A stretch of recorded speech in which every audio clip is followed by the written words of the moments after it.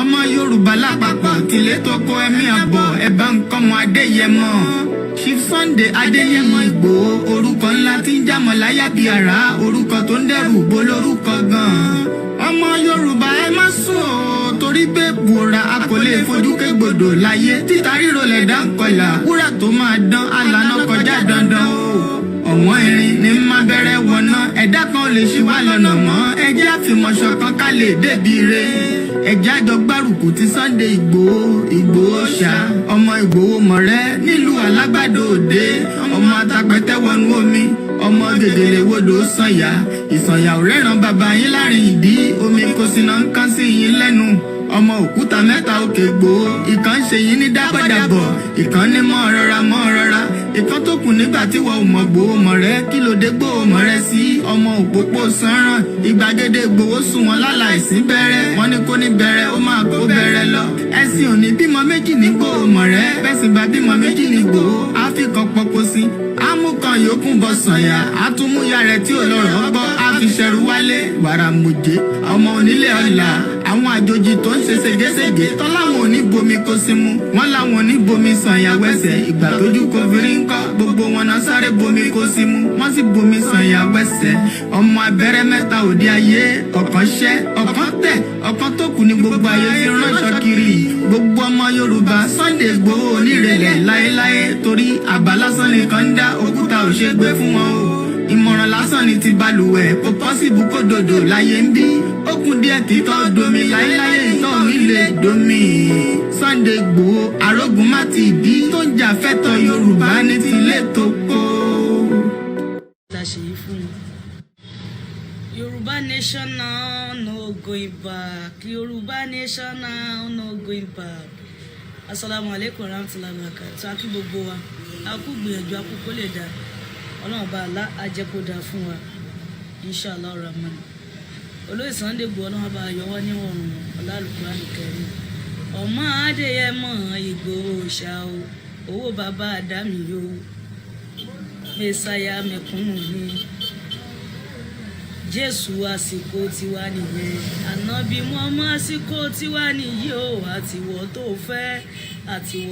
fẹ́ o owó bàbá Àdámì o ìránṣẹ́ Olúwa ni àkàndé èèyàn ni ẹkùn tágìrì gbéra ẹni jà ni à ń lé bọ́ lẹ́yìn jagunlabi ńlára wájú gbogbo ara wájú tún pẹ̀rú kílẹ̀ yìí o bàbá Àdámì ni ó nífẹ̀ẹ́ mẹ̀kúnnù wo wọn balẹ̀ ẹ jẹ́ ó nífẹ̀ẹ́ mẹ̀kúnnù wo wọn daṣẹ́ rú ó nífẹ̀ẹ́ mẹ̀kúnnù wo wọn bà gbogbo nǹkan ẹ jẹ́ ó sì ń sọ pé no going back kí o owó bàbá Àdámì o gbogbo ọmọ Yorùbá ń ṣe lédè lẹ́yìn yẹn orí bá wà ṣọ́ ẹ̀ dé kó o dé wá bá wà láyọ̀ o gbogbo nǹkan ni ẹ tó ti bàjẹ́ kọlọ́mbà wá dá padà ó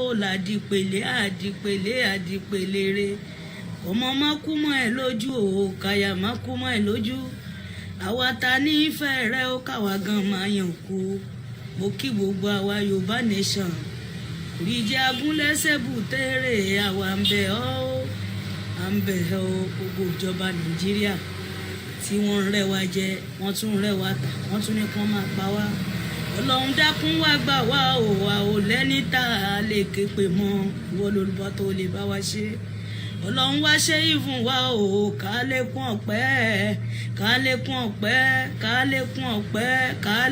ọpẹ́ o la hawla wala quwwata illa billahi ẹ bá mi ṣí ẹ káàkiri bàbá Àdámì la ṣe yìí.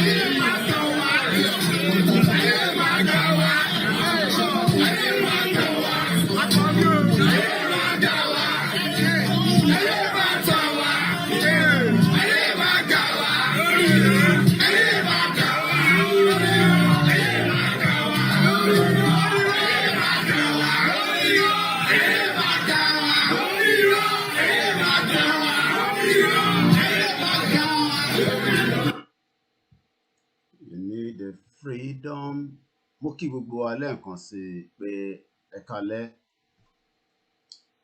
Màá máa sọ pé ẹ káàárọ̀ fún àwọn tó wà ní Australia àti New Zealand. It's exactly almost 12 minutes past 12 p.m. in Australia. Mo sọ pé ẹ káàárọ̀ àkúdàájí fún gbogbo àwa tí a wà nílẹ̀ Yorùbá. Mo kí gbogbo wa bí a ti ṣe ń fi ìdí kalẹ̀ láti tún fẹ́ bẹ̀rẹ̀ ètò ti alẹ́ yìí. Èmi àbúrò yín náà kúkú ni èmi ọmọ yín tí gbogbo yín mọ̀ sí KOIKIMEDIA.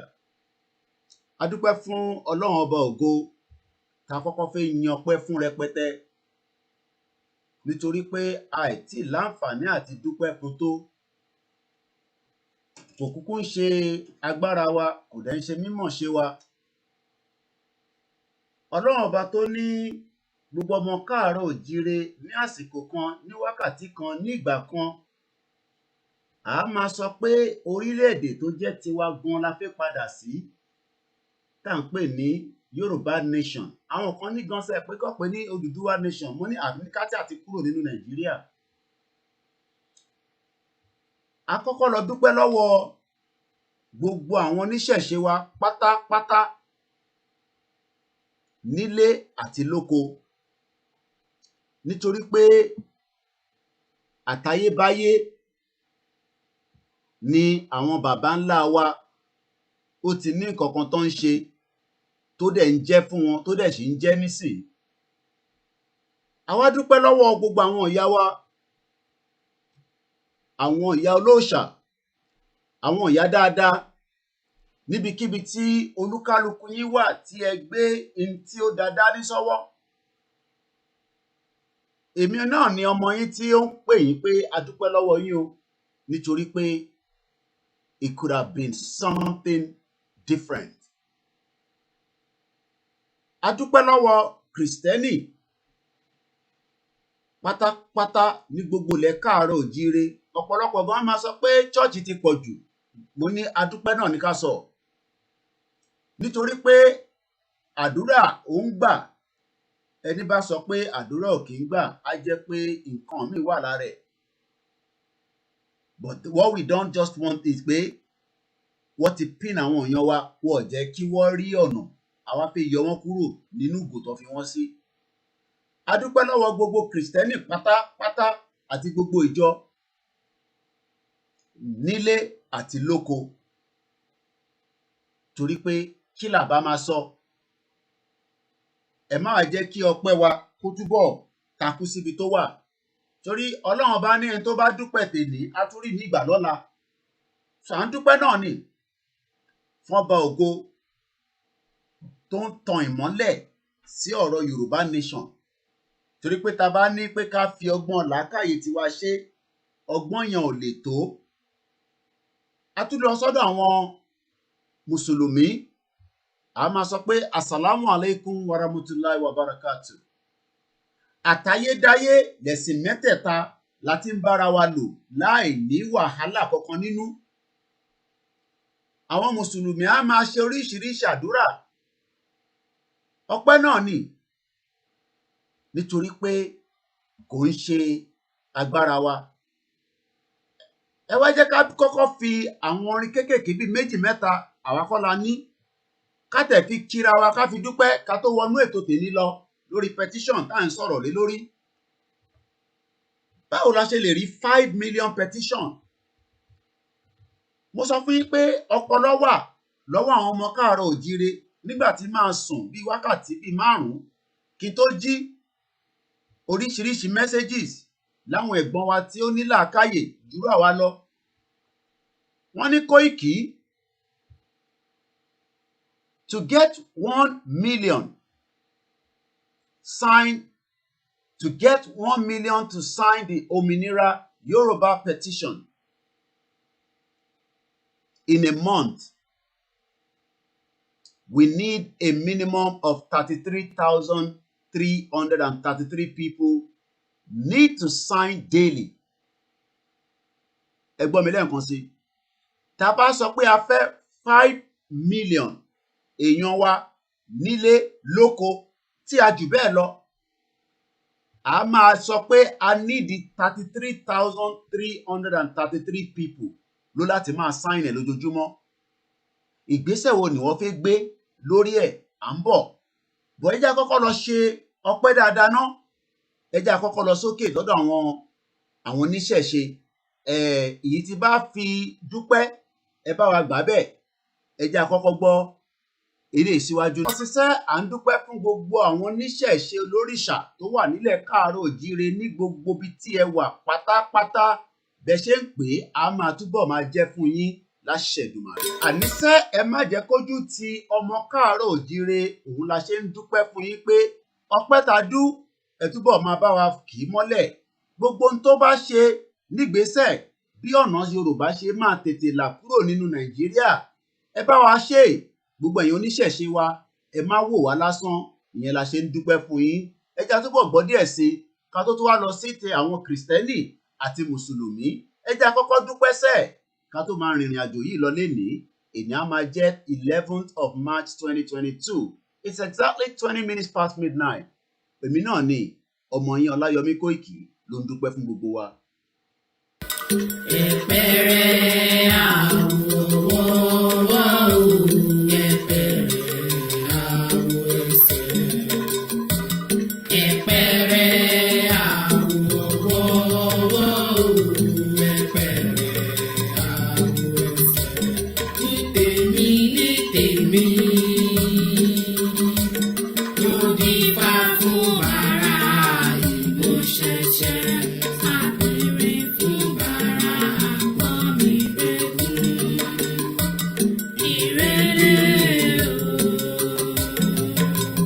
àwọ̀ lọ sọ́dọ̀ àwọn tí Kìrìsìtẹ́nì olódodo ni olódodo lọ́ba Ọlọ́run. A máa sọ pé tá a bá ti ń pè wọ́n a máa jẹ́ fún wa olódodo. Nígbà tó dẹ̀ ti jẹ́ pé nǹkan tá a gbé dání òdodo ni, ìwọ lọ́lọ́run ọba bá wa máa tọ̀nà sọ́nà tílẹ̀ Yorùbá máa fi kúrò nínú Nàìjíríà. Ìwọ lọ́ba olódodo, olódodo ni the righteous God.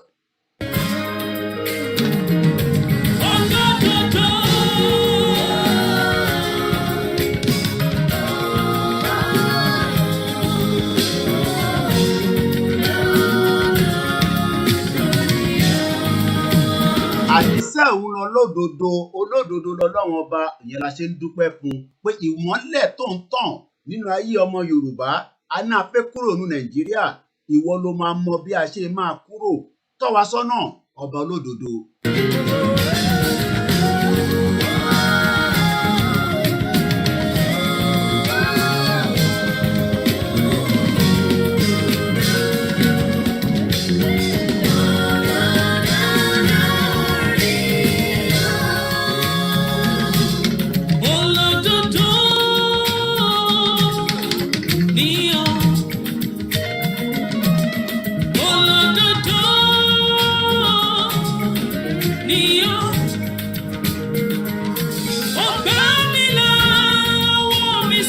Ó ti ń gbà wá là, má fi wá sílẹ̀ sẹ́ ọba olódodo, ìwọ là ń ké pè nítorí pé àlẹ́ nìkankan.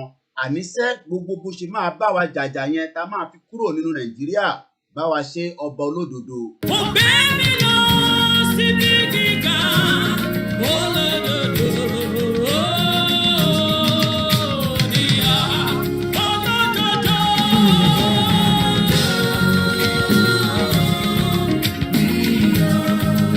Àníṣe a fẹ́ kúrò nínú Nàìjíríà, a fẹ́ ṣe Nàìjíríà mọ́. Nàìjíríà ti gbàjẹ̀ lẹ́ra gbogbo wa, kò jẹ́ kọ́mọ Yorùbá ráyé gbé. Ọba olódodo, be the guide for us.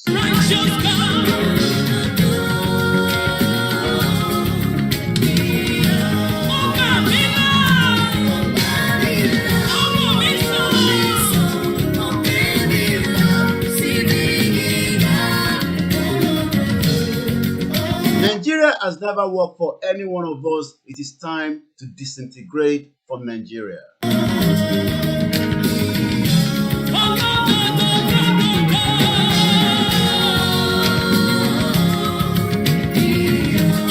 Ọlọ́run ò kí ń sí lẹ́yìn àwọn alábòsí ní gbogbo àwọn politicians wa. They know the right thing to do, but they refuse to do it. Ìwọ lọba lódodo, be the judgment for us and them.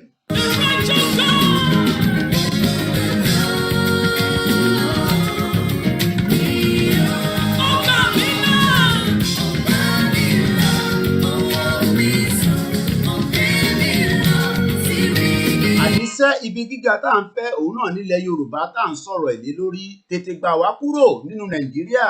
Enough of the crisis and the pain of all the Yorubas and the non-Yorubas in Nigeria.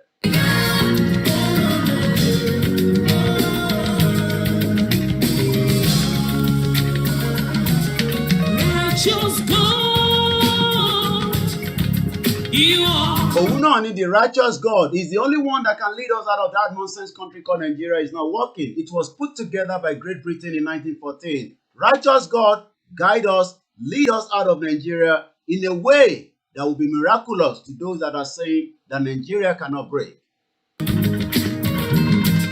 Righteous God, you are. Àníṣe wo là ń dúpẹ́ fún pé bàbá wa Sunday Igboho ṣá 7 months nobody could see his face. He's out now. Ọlọ́run ọba bá wa máa fi ìṣọ́ ẹ̀ṣọ́ níbikíbi tó bá wà.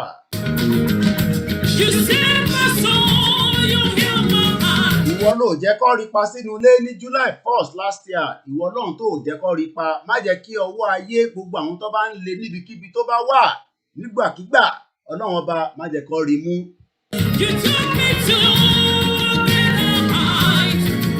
Bàbá Akíntóyè, bàbá bá a túbọ̀ fún wọn lálàáfíà ní gbogbo oríkìíríkìí ara wọn àti gbogbo àwa tá à ń jàjàgbara Yorùbá nation. The righteous God continue to be our guide.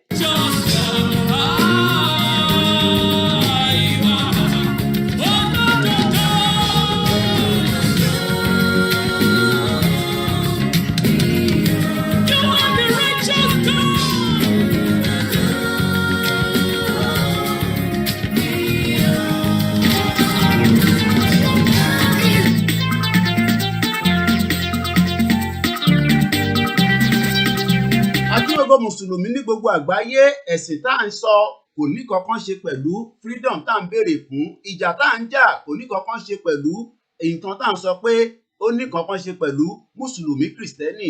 Ìjàngbara là ń sọ bá ṣe máa gba òmìnira. Àdúrà ń gbà, ẹni bá sọ pé àdúrà ń gbà á jẹ́ pọ́ máa lè ní.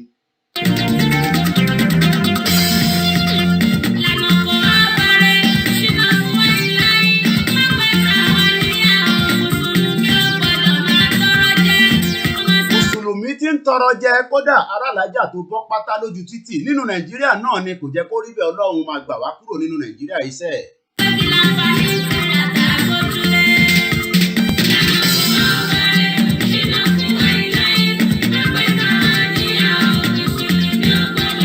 Gbogbo àdúrà tí gbogbo wa ń gbà lọ́tún lósì lálẹ́ lóru, Ọlọ́run ọba máa bá wa fìṣọ́ ẹ̀ṣọ́ Ìgbòho ṣá, máa bá wa fìṣọ́ ẹ̀ṣọ́ bàbá Akíntóyè, máa bá wa fìṣọ́ ẹ̀ṣọ́ gbogbo àwọn tó wà nílé tó ń ṣiṣẹ́ takuntakun nítorí pé a kì í mọ̀ wọ́n lè máa fẹ́ gbégbèsè. Ìwọ lọba ládùúrà máa fi ìṣọ́ ẹ insha Allah, máa fi ìṣọ́ ẹ àtàbọ̀ ẹ máa fi bò wọ́n lórí.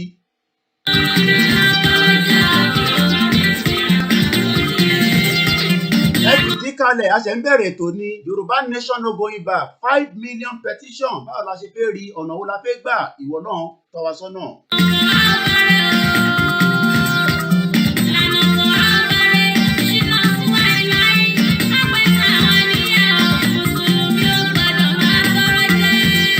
Mùsùlùmí tí ń tọrọ jẹ nílẹ̀ Yorùbá, Mùsùlùmí tí ń tọrọ jẹ káàkiri gbogbo ilẹ̀ Yorùbá, Mùsùlùmí gan lálàáfíà níbo tó wà, àwọn tó wà níta, à ń bẹ̀ ní Ọlọ́run ọba tọ́ wa sọ́nà jẹ́ a tètè kúrò nínú Nàìjíríà. Nàìjíríà kì í ṣe ìlú tó jẹ́ fún wa àti ọmọ Yorùbá àti Mùsùlùmí àti Kìrìsìtẹ́nì àti oníṣẹ̀ṣe.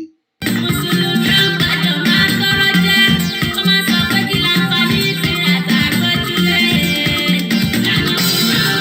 Ìjà tá gbé dání kò ní kankan ṣe pẹ̀lẹ́ sìn. Ẹ má jẹ́ káwọn àfáà, ẹ má jẹ́ kálájì, ẹ má jẹ́ ṣéèkì kan sọ fún yín pé bàbá gba Yorùbá nation ẹbọ là máa ṣe níbẹ̀. Kódà púpọ̀ nínú àwọn tó ń sọ̀rọ̀ yẹn, púpọ̀ nínú wọn ti wá sí ìlú òyìnbó. Kódà nílùú òyìnbó yìí kò tẹ̀sí kankan tó bìlíìfù nínú ẹ̀sìn kankan ju pé sẹ́ àníkàlàáfíà tá a ti wà lórí ilẹ̀ ibi tó gbé.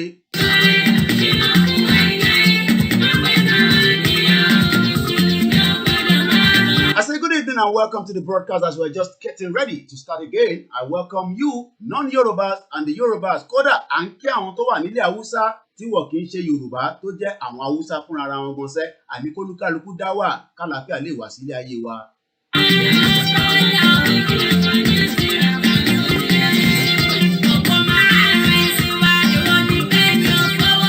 Kódà gbogbo mọ́ṣáláṣí tó wà nílẹ̀ Yorùbá wọ́n rí iná lò 24/7 bí wọ́n bá lọ sílẹ̀ Haúsá tí wọ́n bá lọ sí Arab country ní Kuwait ní Qatar tó bá wọ mọ́ṣáláṣí inú á máa dùn wàá mọ̀ pé mọ́ṣáláṣí ìyàn ṣàdúrà níbẹ̀ ni wàá dẹ̀ lọ síbi iṣẹ́ bọ̀ nílẹ̀ Yorùbá káàkiri ẹ lọ wo gbogbo mọ́ṣáláṣí pátápátá all dilapidated kò jẹ́ kó rí bẹ́ẹ̀.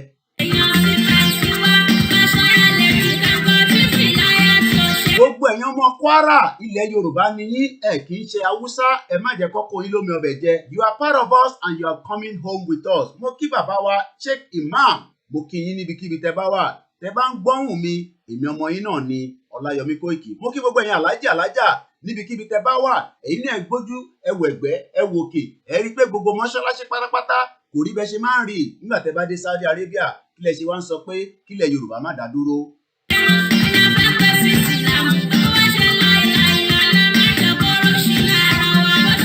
Àníṣe òṣì ti wà nílẹ̀ Yorùbá nísìnyí tó kan Yorùbá tó kan Kìrìsìtẹ́nì tó kan níṣẹ̀ṣe ìyẹn la ṣe ń sọ pé ìjà òmìnira ẹ má jẹ́ kó sọ fún yín pé ẹbọ la gbé dání.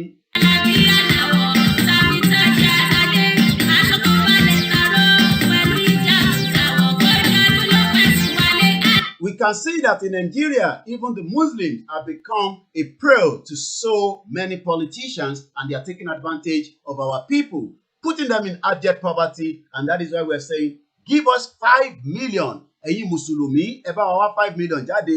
Ẹ̀yin Kristẹni, ẹ bá wa wá 5 million jáde. Ẹ̀yin oníṣẹ̀ṣe, ẹ wá 5 million jáde. Mọ́ṣáláṣí kọ̀ọ̀kan tó bá ti sọ̀rọ̀ Yorùbá nation, walk away peacefully. Lọ sí mọ́ṣáláṣí mi kó lọ darapọ̀ mọ́ wọn. Tó bá débi tá à ń lọ, wàá padà wá sọ fún wọn pé tí bá sọ fún yín pé Yorùbá láti dá dúró ni.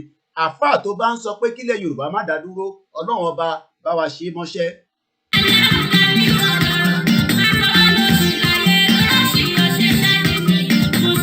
Òṣì ti dé gbogbo ilẹ̀ Yorùbá pátápátá kódà ẹni bá ń jẹ́ orúkọ Mùsùlùmí gan kódà kò ní wúlò kankan fún mọ́. That is why we are saying that ìtàgbédání is got nothing to do with religion. Àṣẹmẹ́yẹ bọ̀dápò ni ó kù díẹ̀ káàtó. Ẹ jẹ́ ká wá padà sí ti àwọn oníṣẹ̀ṣe wa lẹ́ẹ̀kan sí níbí.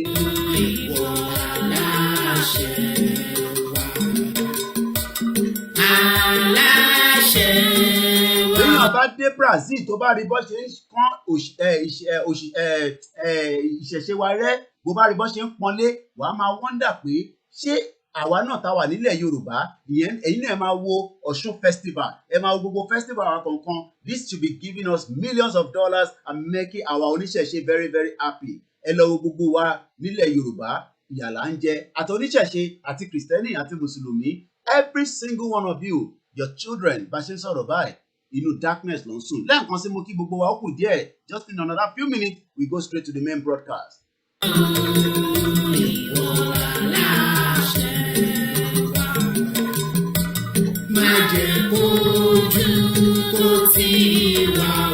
À ń bẹ̀ ní Elédùmarè gbogbo ẹ̀yin bàbá ńlá wa tẹ́tí lọ ẹ má jẹ́ kójú tilẹ̀ Yorùbá wọ́n ní wọ́n kó wa lógun rí ẹ má jẹ́ kó kó wa lógun wọ́n náà ti yíká wa ànírọ́lọ́pàá Yorùbá nation ẹ nírí wa kó lógun lágbára Ọlọ́run 5 million petition gbogbo ẹ̀yin oníṣẹ̀ṣe ẹ bá wa máa polówó ẹ̀ ní gbogbo ibi tẹ́ bá wà ní shrine yín. We love you àwa fẹ́ràn yín bẹ́ẹ̀ ṣe wà bẹ́ẹ̀ ẹni bá sọ pé ìṣẹ̀ṣe kò ń ṣe nǹkan kan ẹ sọ fún wọn pé ìtàn bàbá ńlá ẹ̀ ṣe nìyẹn kóyìnbó tó dé. Don't let anybody tell you anymore that ìṣẹ̀ṣe is something that we should not even talk about or practice. Ẹni tó bá fẹ́ practice ẹ má condemn ẹ̀ at all.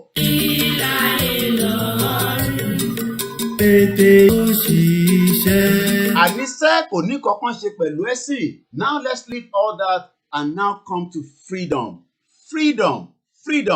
This was a release last year. Freedom.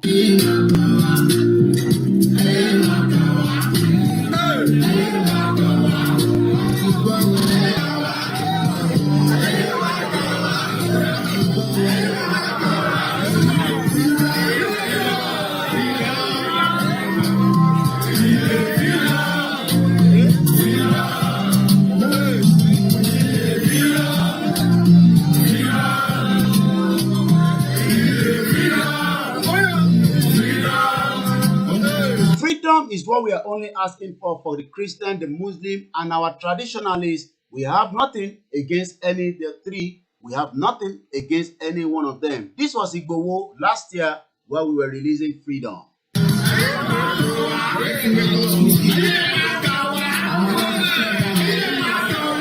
Ó kí gbogbo ẹ̀yin bàbá wa, mo kẹ́yìn ẹ̀gbọ́n mi, mo kẹ́yìn àbúrò mi ṣẹ́, gbogbo ibikíbi tẹ́ bá ti ń sọ fún wọn, ẹ máa jẹ́ kó mọ̀ pé Yoruba Nation is a peaceful movement and Yoruba Nation is going home.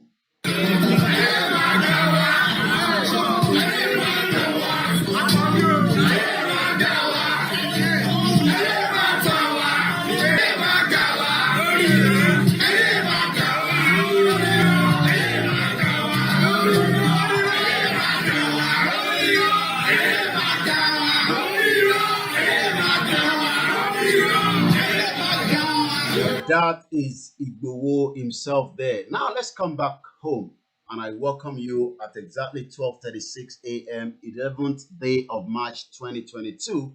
My name is OLAMILEKAN. I say good evening, good morning, good night as we are about to go into the broadcast. 32,000 so far have signed the 5 million.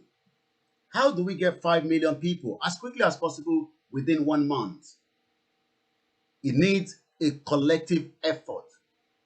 It needs every single one of us to tell the international community and the world that the Yoruba people are now ready to go. Kí l'àǹfààní the importance of this petition? Ọ̀pọ̀lọpọ̀ ń béèrè pé what is the purpose of this petition? Some are already even worried that èmi ò ready láti fi orúkọ mi sílẹ̀ àti data mi because mo mọ ibi tó ń lọ. A lot of people are raising different concerns and they might spoil what we are discussing.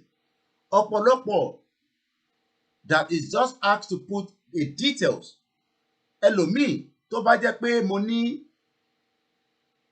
lọ́la o, a máa ṣètò lórí anybody tó bá fẹ́ wọ UK or tó fẹ́ lọ sí America or tó fẹ́ lọ ìlú òyìnbó, ẹ dẹ̀ máa fún mi ní gbogbo data yín, even including your passport number. A lot of people will release that without even thinking about it. Fáwọn tó wà nílé nìyẹn. But for those that are living abroad, tí ó bá jẹ́ pé ìlú tó ń gbé, whether it's United Kingdom or is America, Canada, Italy, any of these European countries, Belgium, Greece, Spain, anyone that you can think of, tó bá jẹ́ pé àwọn BBC or one of your mainstream media ló ń sọ fún yín pé ẹ jọ̀ọ́, we are signing a petition against a system that is not working in your local government, I'm sure you easily put in all your details without being any worry. So why are we now concerned when we are asked to leave our name, email address if you have it? If you don't have it, kò ń ṣe dandan. Your phone number, your gender, age yẹn kò ń ṣe dandan. They just want to know that you are above 18. Our state of origin, whether it's Ogun State, Oyo State, Lagos State, Osun State, Kogi State, Kwara State, Ekiti State. That is all. And all this is less than 1 minute of our time. Ẹni tó bá mọ̀ dáadáa nílé, and you know their number, and they are your family, and you know pé wọn ò ní access sí internet or a smartphone, why not help them out as quickly as possible? We are going to need 33,333 every day to hit 5 million within one month. It is possible. It is doable. Freedom. Let's go and look at the meaning of freedom. Tá bá sọ pé freedom, what does it mean? What does freedom mean? The word freedom. Freedom. Once again, a very good morning and welcome to the conversation. Freedom, once again. Freedom. Again, once again, freedom. Freedom. Freedom ni Ìgbòho fi kọrin níbí, ẹ jẹ́ ká tún gbọ́ lẹ́ẹ̀kan sí.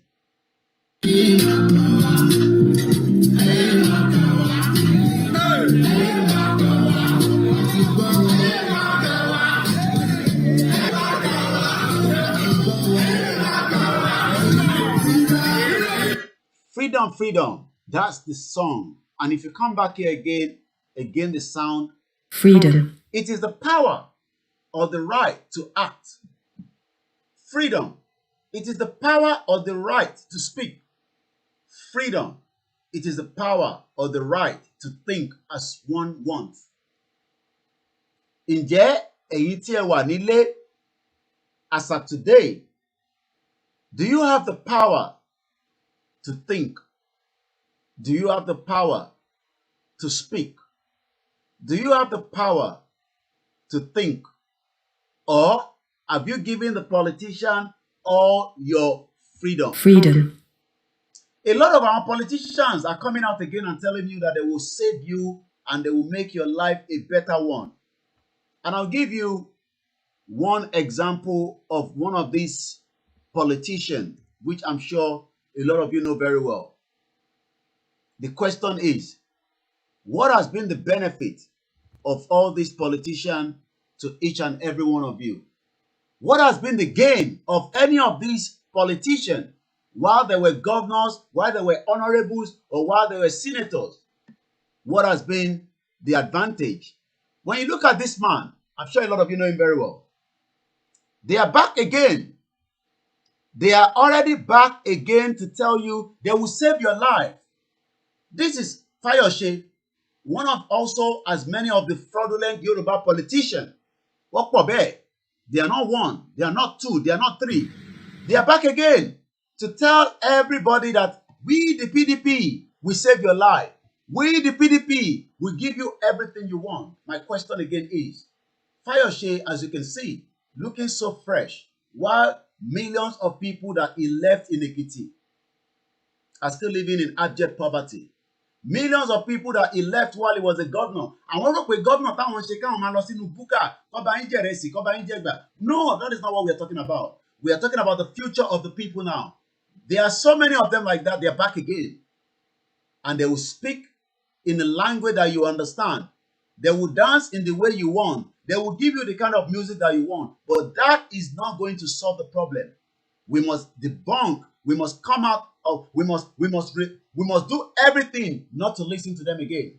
It doesn't matter who they are, whether it's Dele Momodu, whether it's even SOWORE. It doesn't matter whoever, any of the Nigerian politicians are Yoruba. We don't want any politics of Nigeria anymore. We're tired of that.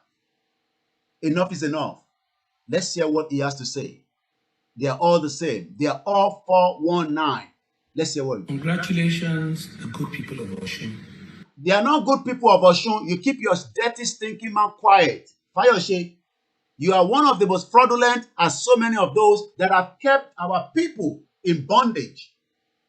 Whether it's in Osun, in Ekiti, in Kogi, in Kwara, in Ondo, in Lagos State, it doesn't make any difference. All the Yoruba politicians are the most corrupt that do not want a better life for our people. And that is why we are telling you a year of money, 5 million, so that we can tell them that we are ready. Do not vote for PDP. Do not think about voting for APC, because election will not be allowed to hold in Yoruba land anymore. We are not interested in any election. Let's hear him again one more time. Congratulations, Senator Ademola Adeleke. He's saying congratulations to Senator Ademola Adeleke. They are all the same as corrupt. Whether it's Dino Malaye in Kogi State, whether it is the former Saraki, the most corrupt family that you can ever think of. Whether it is Jide Sanwo-Olu that continue to kill innocent people in Lagos, whether it's Seyi Makinde that 13 people and so many lives are lost where KOKORO was killed. Whether it is the Dr. FOLAYEMI that is selling you to the north. I'm talking about FOLAYEMI. FOLAYEMI that is a Kabu Kabu man here. FOLAYEMI that is a Kabu Kabu man here. They've all used the backup of telling the Yoruba that iṣẹ́ Awólọ́wọ̀ là ń ṣe, wọ́n ò ṣiṣẹ́ Awólọ́wọ̀ kankan. Bàbá Akíntóyè nìkan ló ń ṣiṣẹ́ Awólọ́wọ̀. Gbogbo àwọn ilé pátápátá ẹ̀rí bọ́rùn ẹ̀ ṣe kì. Ẹ̀rí bí ọrùn Fáyọ̀ṣe ṣe kì. They are all 419. Ó lé ní gbogbo wọn. And we must not give them any room anymore. A sì sọ fún wọn nísìnyí wọ́n gbọ́, but very soon, àwa kó awareness, àwa fi ṣàlàyé fún wọn nínú ilé. If they think that they have what it takes, àwọn kọ́kọ́ máa sọ fún wọn pé Ọlọ́run ọba ló nílẹ̀ Yorùbá, ẹ̀yin kọ́ lẹ ní. All the Yoruba politicians can no longer lead us anymore into another death trap of what we call Nigeria. They are all working for the Fulani Caliphate and the British government. Every single one of them. So we're not going to play any voice of that politician. But let's come back again to freedom here again.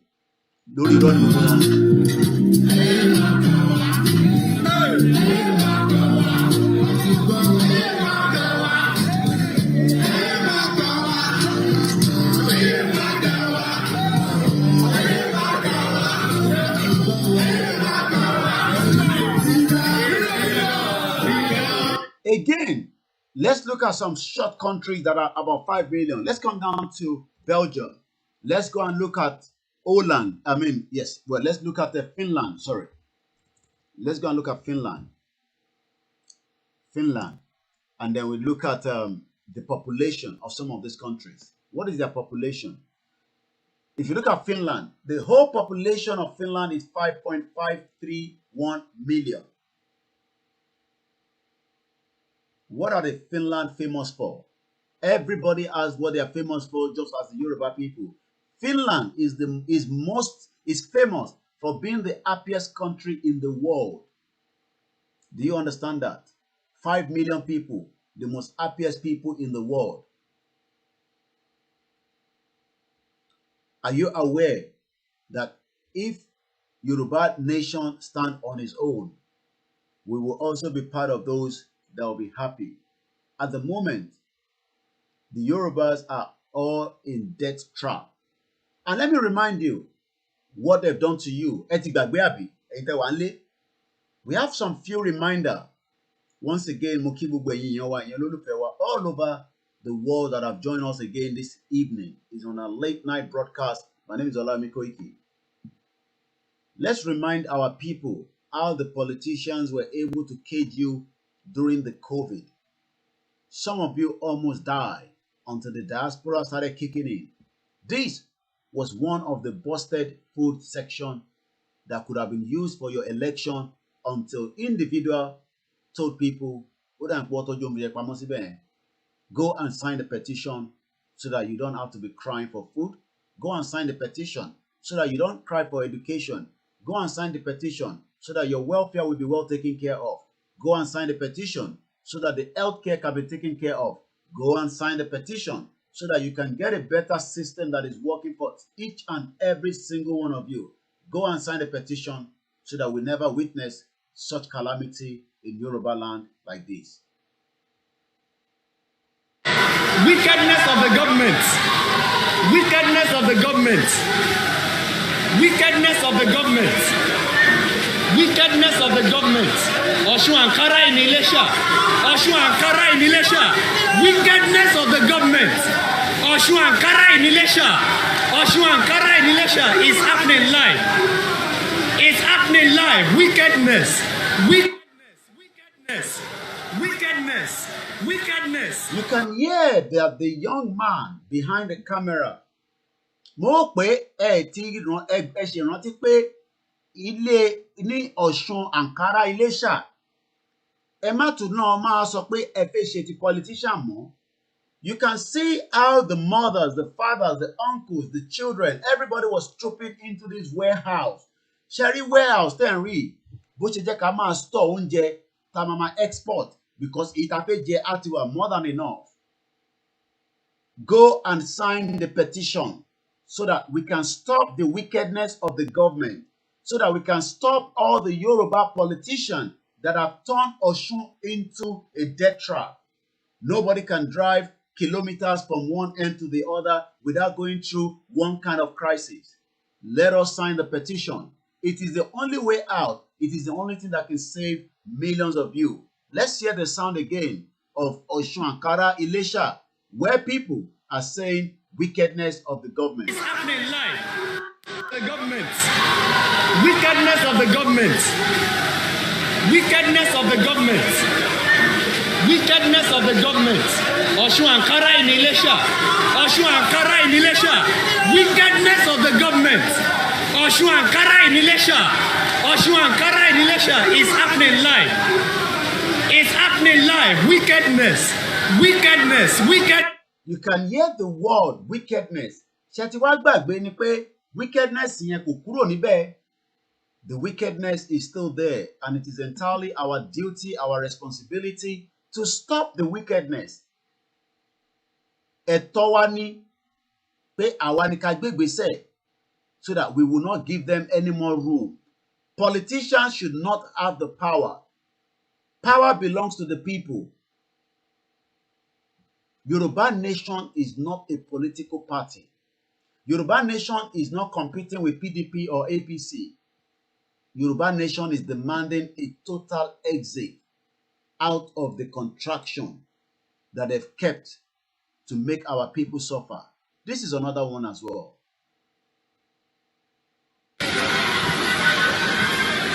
Sifu, alekota lo ni ede wallahi, alekota o. Ẹ má bọ̀ alekota o. Ó jẹ́ ipò wallahi wallahi. Ó ní oúnjẹ yìí pọ̀, alekota lèmi. Sifu, alekota lo ni ede. I'm sure pé wọ́n ti kó tán láti last 2 years. The Indomie is now finished.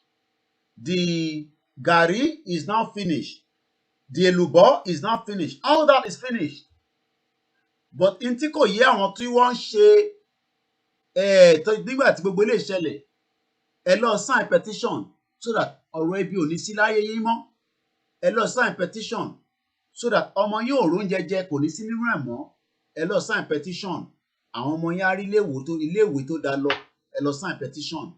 Àgbàlagbà lè sign ẹ̀, ọmọdé lè sign ẹ̀ as long as they are 18 years old. Ìdílé kọ̀ọ̀kan nísìn ní gbogbo àwa tá à ń sọ pé a fẹ́ Yorùbá Nation. Gbogbo ìdílé kọ̀ọ̀kan kò ń ṣe inú household ti ẹnìkan. Mo ní gbogbo ìdílé yín pátá. Even if they disagree with you, share the link with them. Send it to them. Even if they are your enemy, share to them because we do not want to witness our people saying, oúnjẹ yìí àlékótán lè ní ọ ti kó tán. Wọ́n ní mi lọ́wọ́ nísìn. Ẹ má bọ̀ alekota o. Ó jẹ́ ipò wallahi wallahi. Ó ní wà látàláì ẹ̀rí pé Mùsùlùmí nìyẹn. That means pé ebi ń pa Mùsùlùmí. Bẹ́ẹ̀ lè ebi ń pa oníṣẹ̀ṣe, ebi ń pa Kìrìsìtẹ́nì. Every single body in Nigeria today is inside a death trap. Ó ní àlékótán lè ní wọ́n ti kó tán. It is the wickedness of the government. Yoruba Nation is not registered as a political party. Yoruba Nation has nothing to do with APC. Yoruba Nation has nothing to do with PDP. Yoruba Nation is not those that are giving you a false information. Àwọn ò sí lórí irọ́. Àwọn tó wà lórí irọ́ àwọn ni àwọn Yoruba politician tí wọ́n fẹ́ bá Nàìjíríà ṣe and gbogbo tọ́dẹ̀ ń ṣe yẹn ni pé wọ́n ran ìjọba Britain lọ́wọ́ because the British government is not ready to back out for Nigeria. But we are telling them that we are peaceful people and we will prove it to them. If we have the 5 million, we will prove it to the international community. We don't want to witness pain. We don't want to witness these fraudulent politicians that purposely put your life in danger. And it is time that we go home. This one happened in Jos. Is this the government we vote for? Is this the palliative they promised they are bringing? This is Plateau State Jos. Today's date is 24th of October. This is what is happening in Jos City. This is what is happening in Jos City. This is Jos City. You can see the masses. Everybody wants to get food to eat. What a government! What a government! Look how people are struggling. People are struggling to have food. Look at people. Look at, okay, let's look at the hold up. Just take a look at the hold up of Plateau State today. No way entrance. No way out. Look at the hold up. Okay, let's look at the outside.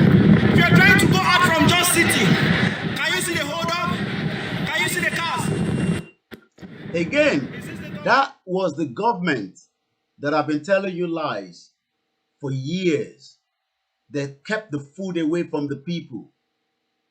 This was just in Plateau State. So that means pé ebi tó ń pa ẹ̀yin ní Ọ̀ṣun State, ní Ankara, Iléṣà, ebi tó ń pa yín ní Lagos State, ebi tó ń pa yín ní Ogun State, ebi kan náà mà ló ń pa wọ́n ní North. Let us leave them alone. Let us allow an independent nation to be delivered to you so that you don't have to experience any sort of this magnitude of madness that was done purposely by the politicians, whether they are Hausa politician, the Middle Belt politician, the Igbo politician, the Yoruba politician. They are all the same, nothing different. They are all the same. They are all the same. And that is why we are saying that we must all get at least 33,330 every day between now and the next countdown to 1 month.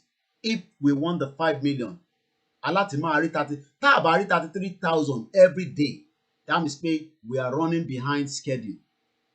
Because I want to more maths. I want to learn to buni ebundada.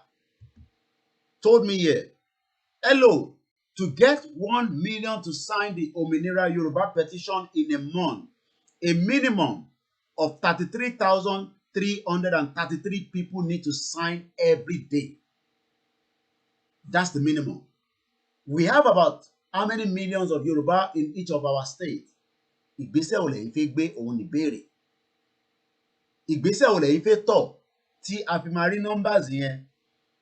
A lot of people will do different things, but we must do it simultaneously as quickly as possible so that we can leave Nigeria. We must go to Cotonou, the IDP camp, and speak to our people there. We must visit every community, every villages, every rural area, in the city, everywhere you can think of. Ní hospital, anywhere you can think of. Even those working with the government, you can still fill this form. Nobody will know anything.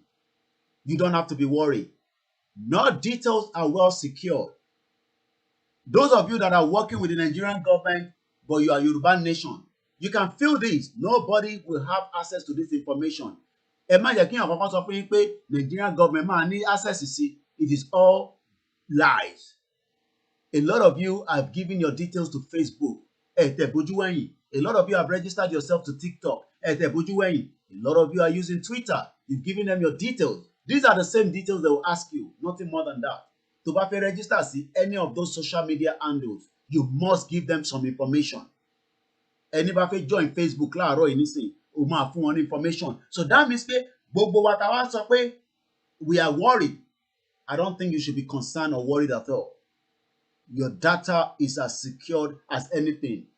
Gbogbo ẹ̀yin tẹ́ ń wò wá lórí different platforms, you must have registered to be able to use it. Let us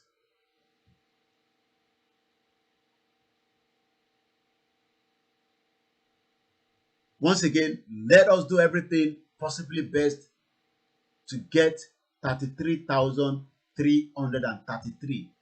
In multiple breakdown here, if we cannot get that every day, that means pé tó bá máa fi di ọ̀la, by this time tomorrow, this petition should be eating about 60,000. If it's not 60,000, that means we are behind schedule.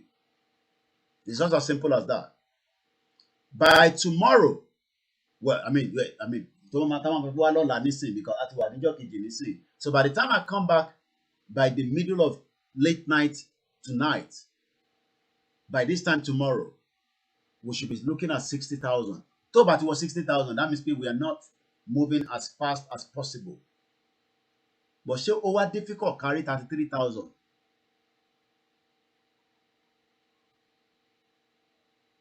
Ṣé wá easy carry 33,000? Or easy? But everybody has to do something. Don't leave it to anybody.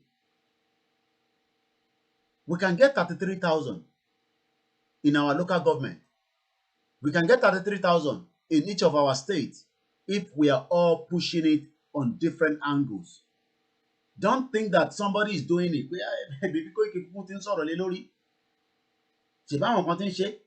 No, it's a collective effort. And it is time that every one of us Don't leave it to those at home alone. Where are all the Yorubas in America? Where are all the Yoruba in Spain, in Greece, in Turkey? In Bolewa? Ẹ̀yin tẹ́ wà ní Brazil. Gbogbo ẹ̀yin tẹ́ ń pè wá láti Brazil. Gbogbo ẹ̀yin tẹ́ ń pè wá láti Oman. Gbogbo ẹ̀yin tẹ́ wà ní Egypt. Gbogbo ẹ̀yin tẹ́ wà ní Saudi Arabia. Gbogbo ẹ̀yin tẹ́ wà ní France. Gbogbo organization ilẹ̀ Yorùbá tó wà káàkiri gbogbo àgbáyé. Ẹ̀yin tẹ́ wà ní Togo ńkọ́, mo gbàgbé Africa. Ẹ̀yin tẹ́ wà ní Ghana. All the Yoruba association. This should be our conversation on the table now. 5 million is something that I expect us to have even get by now. But if you are saying that we can do it day by day, we need 33,333. That's about 33,333 on a daily basis. That means we are literally behind schedule.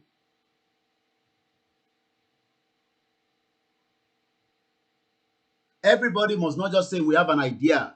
Go and implement that idea. Don't bring it here alone. Idea tebani, elo implemented to give us the numbers. Elo si bus stop. Elo si everywhere. Elo si bus garage. It is not about coming and say, hey, no, it is entirely up to every one of us. Ele demand owó kankan nísìn. Ní kẹ́ lọ mú 20,000 wá, ní kẹ́ lọ mú 50,000 wá. But if you think that you have the means to do anything so that our people can be free, this is the right time now to do it. Why not give the 5 million petition and let's see what plays and what comes out of it? We still have a bit of time. We are about 336 days today before 2023. And if we have to stop that election, these are part of the process that we have been told that we will use.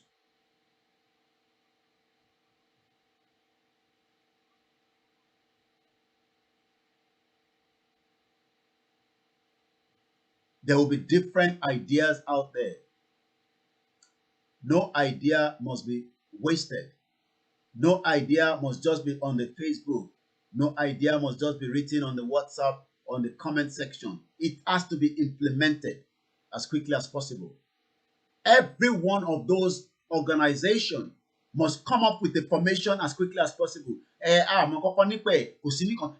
organization, talk about it sorely, we must start questioning them.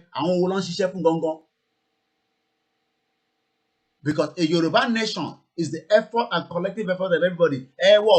Consult. That means you are not working for us. No, they don't have to call you to every meeting. We are talking about it now. It is entirely up to you to also implement it and make it work. Once again, it is the late night broadcast. Olayomi Koiki, as we welcome you to go and sign the petition. Nothing more than that. We must sign this petition as swiftly, as quickly as possible. Do not let us get carried away. The question is, do we want to go? Yes. How? This is part of the process. There will be so many options on the table to leave Nigeria. Let us deal with this one that Toti Waniwaju. The other options, for me, is not out of the, it's not out, because Kokoro table is still there. But like I said, every option will have its own deliberation. The deliberation we are discussing now is the 5 million petition. Nothing more than that. Ilu Olongbe, do you have any Yoruba organization? Have you told them, oh, are you scared to discuss it with your pastor? Get out of that church, go to another church. We have a lot of churches all over the world. There are even online churches. No sentiment here. No pastor across the Yoruba land must tell you that, oh, they sorrow. Pastor, money kan tí mo fẹ́ sọ. Wọ́n ti ń sign Yoruba petition kan mo bí ẹ ti gbọ́ sà. Tó bá ti sọ anything against it, walk out of that church. Don't give sentiment to anybody, to any room, not even the mosque, not even to our traditionalists. This is not going to be business as usual for the politicians. The Yoruba politicians they are already worried and they are scared.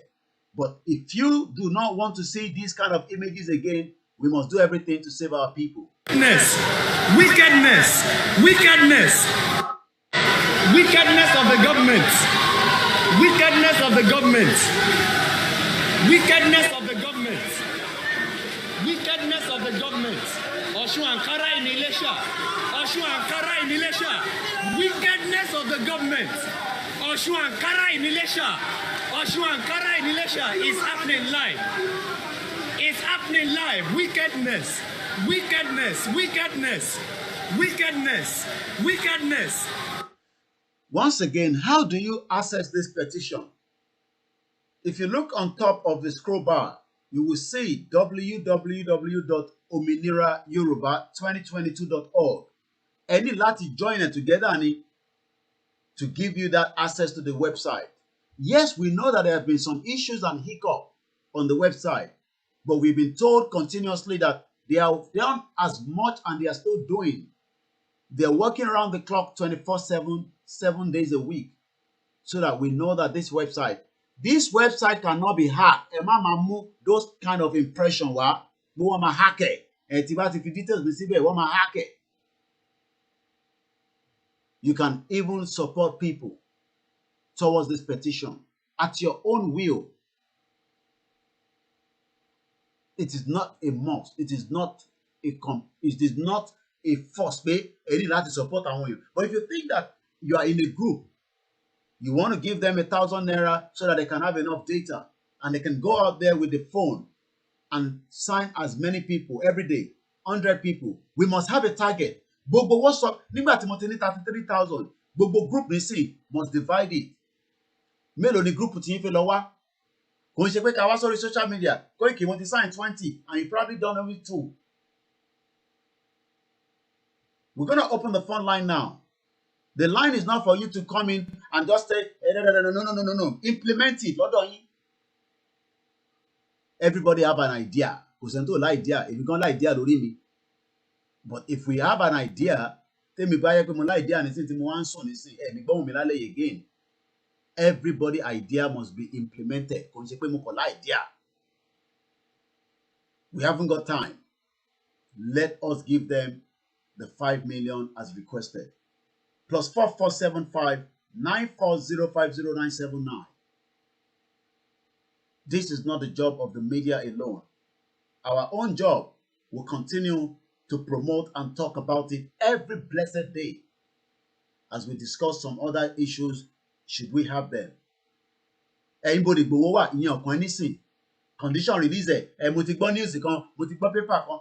All that has nothing to do with you now. Your concern as Yoruba person now is to give us a 5 million petition. That's all. That's our concern, including myself. Once again, no church must be left without discussing Yoruba nation. No mosque must be left without discussing Yoruba nation. We must all start having this conversation. Let's go to the first caller on the line and let us remember the strength lálẹ́ ẹ bá mute the background and the strength ilẹ̀ dẹ̀ ti ṣú wọ́n dẹ̀ ti sọ fún mi nílé pé ariwo yẹn kó má pọ̀ púpọ̀ ẹgbọ́n sókè. Ṣé rí àwa táwa ní ìṣẹ̀ àkúrà àwa ní iṣẹ́ wà lọ́wọ́ wa ẹ̀mí lọ́nà wo? Ṣé rí àwọn èèyàn wa tó wà ní Nàìjíríà láì kò sí owó lọ́wọ́ ìlú láti jẹun tó ká máa ṣe àkókò dátà. So àwa táwa nígbà àkúrà ẹjẹ́ ká máa sọ̀pọ̀tì wọn láì ká ṣẹ́ńdì dátà fún wọn. Ó tẹ̀jẹ́ lórí ẹnì kọ̀ọ̀kan tó bá bá lọ rẹ́jísítà fún wọn látọ̀ tó máa ló bá lọ sí àwọn ọlọ́kadà àwọn àwọn ọlọ́jà àwọn tó máa ló bá tó tẹ̀jẹ́ lórí ẹ̀kọ́ tó bá máa máa fọwọ́ fún wọn. Ní àtẹ̀tẹ̀ mú tó kọ́kọ́ ní ti tètè mú àwọn táwọn ilé àkọ́rọ̀ aláàbí tó ní ọ̀dà tó bá lè fi fà. All right, thank you very much. Once again, everyone must do something. Everybody must go somewhere. And do the needful. We are all in this together. It is including myself and you. Plus 4475 94050 Let's get your own view. Let's get to know what you think. Are we going to get 5 million? Or we are not going to get 5 million?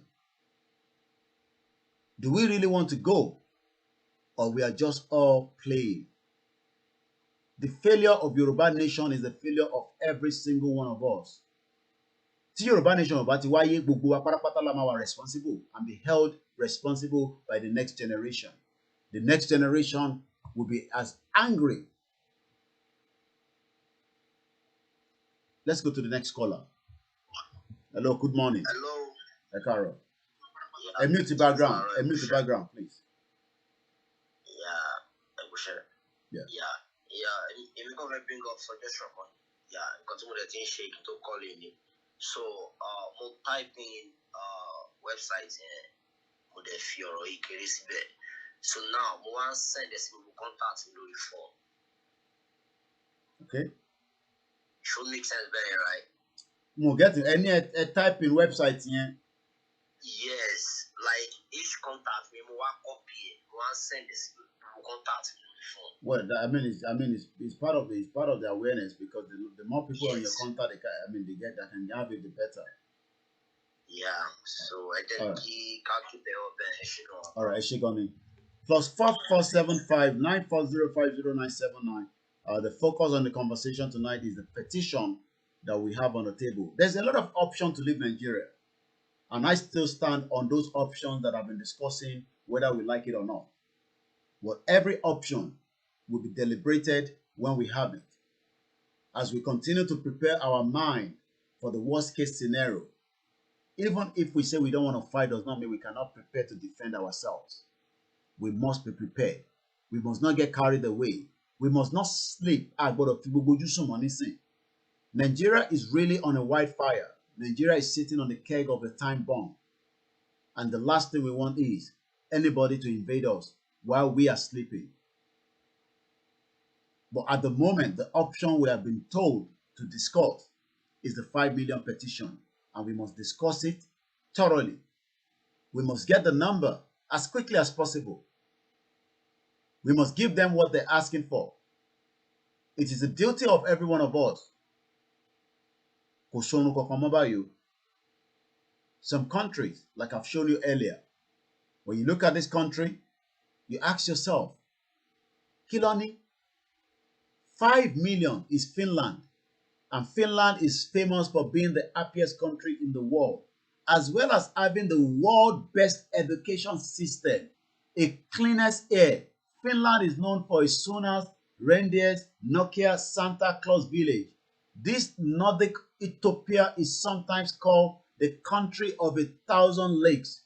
It's got about 187,880 of them. I'm sure the Yoruba land has a lot to offer the world. But are we ready to let the world know about Yoruba nation? Or we just all want to be sitting down within ourselves and talk about Yoruba nation? We're asking us to give us 5 million as of today. It's not even up to 100,000. So where are we? Are we saying that we don't want to go? We are not even up to 100,000 as I speak to you right now. Your children that are not born in Nigeria have access to sign this petition as long as they are 18 years old. 18. Your children must sign it because àwọn là ń jà fún. Gbogbo ẹni tó bá ní ọmọ nílùú òyìnbó, they must sign this as quickly as possible. Let's go to the next caller. I say very good morning to you. Welcome on board. Hello, Baba. Ekushe. How are you, sir? Yeah, lágbára Ọlọ́run bá pé àwọn tó ní idea kan implement idea ẹ̀. So àwa tá lá idea à implement idea wa. Ẹ jẹ́ kó yé wọn ẹ̀yin tẹ́ ní idea how to get to that number. Ẹ implement ọmọ Yorùbá ní yín orí wa pé ẹ implement ẹ̀. Ẹ̀yẹn àwọn tó wà ní àwọn ìyá wa, àwọn arúgbó, àwọn tó wà ní Nàìjíríà. Gbogbo ẹ̀yin tẹ́ bá ń gbọ́ ẹ gba contact wọn, date of birth wọn, just their data information wọn. Well, they need it of birth. They need it of birth. Just just the state and the number, telephone number, and we their know name. what to do. We know what to do for them. Yeah. So both those old people that they don't know what to do, I need that to bother one. Just their data. Right. We know what to do for them. Ọmọ Yorùbá ni wá, ó gbọ́dọ̀ pé ẹ̀yin ọmọ Yorùbá, a gbọ́dọ̀ jáde kúrò nínú ìṣẹ́ àti òṣì tó ń bá ìlú yẹn, the most terrorist country all over the world. Nigeria ni nísìnyí. Because mi ò rírú ẹ̀ rí èèyàn náà ń pàṣẹ wọn pẹ̀ nìyẹn mọ́ wọn pẹ̀rọ wọn àwọn ti jà lápàtà everywhere ojoojúmọ́ nìyí. So you people that you have idea please implement it. implement your idea. And we too will implement our idea. So the two will click up. More than 5 million, that's what we need. We need 6-7 million. We are more than that. Even we in diaspora, we are more than that. Please do it for your generation, not for we again. Not for we again, to our generation. That is how Americans do it for their children. They are enjoying it today. So let's do it for Yoruba nation, please. Thank you. Mo kí gbogbo ẹ̀yin sheikh, mo kí gbogbo ẹ̀yin imam kọ̀ọ̀kan ní mọ́ṣáláṣí kọ̀ọ̀kan níbikíbi tó lúkálukú wà. Ẹ bá wa sọ fún gbogbo àwọn tó ń kírun lẹ́yìn yín. Ẹ bá wa polongo ẹ. Ẹ já lọ sí òkè lọ́hùn. Hello caller, go ahead. Okay, ẹ ṣé gan ni. Mo kí gbogbo ọmọ Odùduwà o. Ẹ ṣé gan ni o. Pátá ni mo kí bàbá wa Professor Banji Akíntóyè o. Ẹ pẹ́ fún wa o. Àríyìnbá o, èmi á gùn o. Mo kí bàbá wa ṣí Sunday Igboho Akọni Òòṣà. Ẹ ṣé gan ni o bàbá. Ẹ ṣé gan ni o. Ẹ ṣé gan ni gbogbo ọmọ Odùduwà ló kí o. Ẹ jọ̀ọ́ nítorí ọ̀rọ̀ petition mo ṣe pé o. Ẹ bá wa sọ fún àwọn tó jẹ́ ìlànà àti global director gbogbo àwọn tó pera wọn lórí ẹgbẹ́ kó bá fún àwọn agitator wa ní Nàìjíríà kó bá fún ọ lówó ó kéré jù kò bá jẹ́ 500,000 kò bá jẹ́ 200,000 kó fi ra card kó fi ra voucher card oní 100 naira global ni o MTN ni o Etisalat ni o kó máa fún àwọn èèyàn kọsùpọ̀ táwọn olóṣèlú tó fi ń kó wọn jẹ nìyẹn kó máa fún àwọn èèyàn nítorí àwọn agitator wa tó fi ń pariwo kiri nìyẹn àwọn tó wà ní wọ́n bá fún wọn ní káàdì yẹn àwọn èèyàn wá nílò àmà sign petition lọ́wọ́ wọn ìrẹ́kùn tí wọ́n pé káàdì 100 naira ó máa ṣe ní ìṣòro wọn so nǹkan tó fi ṣe fún wọn nìyẹn so wọ́n wá gba káàdì kó bá sign petition o I need the petition yẹn gan ni I need yẹn gan ni ẹjọ́ ìdúró náà opinion tèmi nìyẹn o ó wà very very important and àsìkò tí bàbá yẹn ti jáde sí tí bàbá yẹn ti jáde sí ẹ ká take action kọ́ lè mọ̀ pé yes ṣe rárá àsìkò yìí tí shift jáde sílẹ̀ ká take action kọ́ lè mọ̀ pé àṣírí so mi ò ní sọ jù bẹ́ẹ̀ lọ ẹ ṣé gan ni do. Thank you very much. Ẹ ṣé gan ni. Let's go to the next caller. Hello caller, ẹ káàbọ̀ sórí ètò sà. Báwo ni o? Mr. Koiki. Ẹ rà sà, ẹ káàbọ̀ sórí ètò. Kọ́nà ló ń pè ó láti Amẹ́ríkà. Moment tó ń sọ̀rọ̀, mo fi dárúkọ yín tẹ́lẹ̀ ni, moment tó ń sọ̀rọ̀. Ẹ go ahead. Àgbọ̀n yín sà. Ó yẹ ká máa dúpẹ́ lọ́wọ́ Ọlọ́run fún nǹkan tí Ọlọ́run ṣe. Mo fẹ́ kí gbogbo ọmọ Yorùbá kí wọ́n tẹ́tí ká gbọ́ nǹkan tí mo fẹ́ sọ. A gbọ́dọ̀ máa bára wa jà ká máa bára wa bínú. Bí èèyàn kan bá ń ṣe bí téèyàn kan ṣe lọ́hùn nǹkan kan náà ni gbogbo wa ń jà fún ká lè ní òmìnira ara wa. Hello. À ń gbọ́ yín sà. Ẹ máa sọ̀rọ̀ là ń gbọ́ yín. Kó tó di àkókò yìí nígbà tí kinní kọ́kọ́ bẹ̀rẹ̀ ó rántí bẹ́mi àti ẹ bá ṣe jọ sọ̀rọ̀. Bẹ́ẹ̀ni.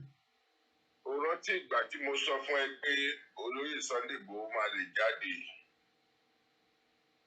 Mo dẹ̀ jẹ́ kí a mọ̀ pé àkókò tó máa jáde ibi tí wọ́n máa fi sí kì í ṣe pé torí pé mo ní nǹkan kan tí mo fẹ́ gbà nínú ẹ̀ tàbí pé mo ń sọpọ́tì government of Nigeria.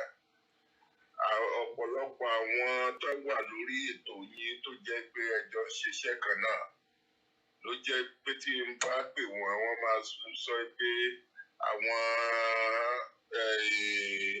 pípò yín tá máa ń gbọ́ yín wọ́n máa sọ pé oh no don't mind that caller he's one of them you know he used to be in the military this is not good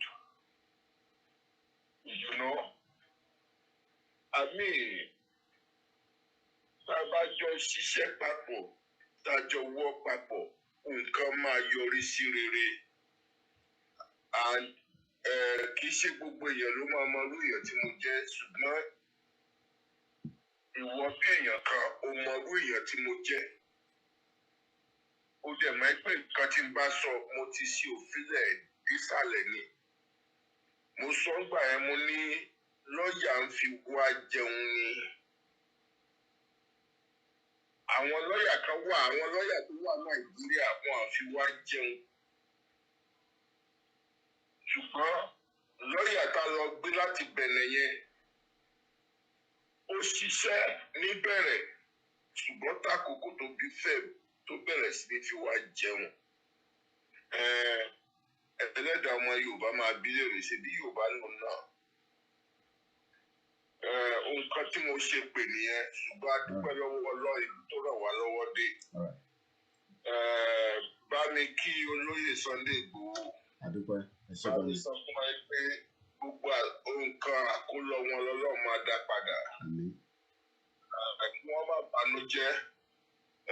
Kẹ́ẹ̀dẹ̀ bá mi dúpẹ́ lọ́wọ́ bàbá pé wọn àgbà wọn ò ní bàjẹ́. Wa ògo ọ̀run á wà pẹ̀lú wọn. Pọ́fẹ́sọ̀ kí lorúkọ wọn ti máa ń jẹ́? Pọ́fẹ́sọ̀ Adéníran. Bá mi kí àwọn náà. Sọ fún bàbá Adéníran pé I will call him as soon as possible. Because right now mo wà busy with some other stuff. All right then. All right. All right, sir. All right, sir. Thank you. +4475 94050 as we continue to say, Yoruba Nation is not just something we discuss on the social media. All we need is a petition of 5 million. Hello, caller.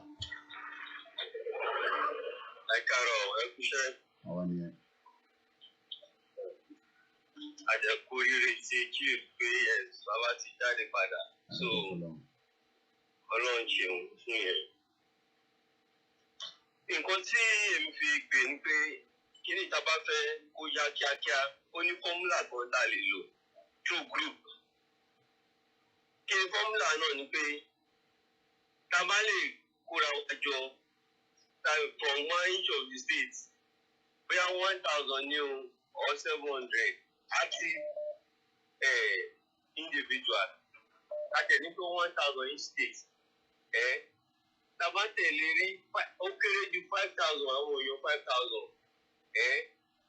ní the whole of Yorùbá or is either outside or inside but ká tẹ̀lé pé nínú ilẹ̀ Yorùbá ọ̀dọ̀ wa mi báyìí tá bá tó bí 5,000 active èèyàn 5,000 èèyàn 5,000 yẹn bá lè máa mú 20 èèyàn every day at least 100,000 àwọn máa rí in a day.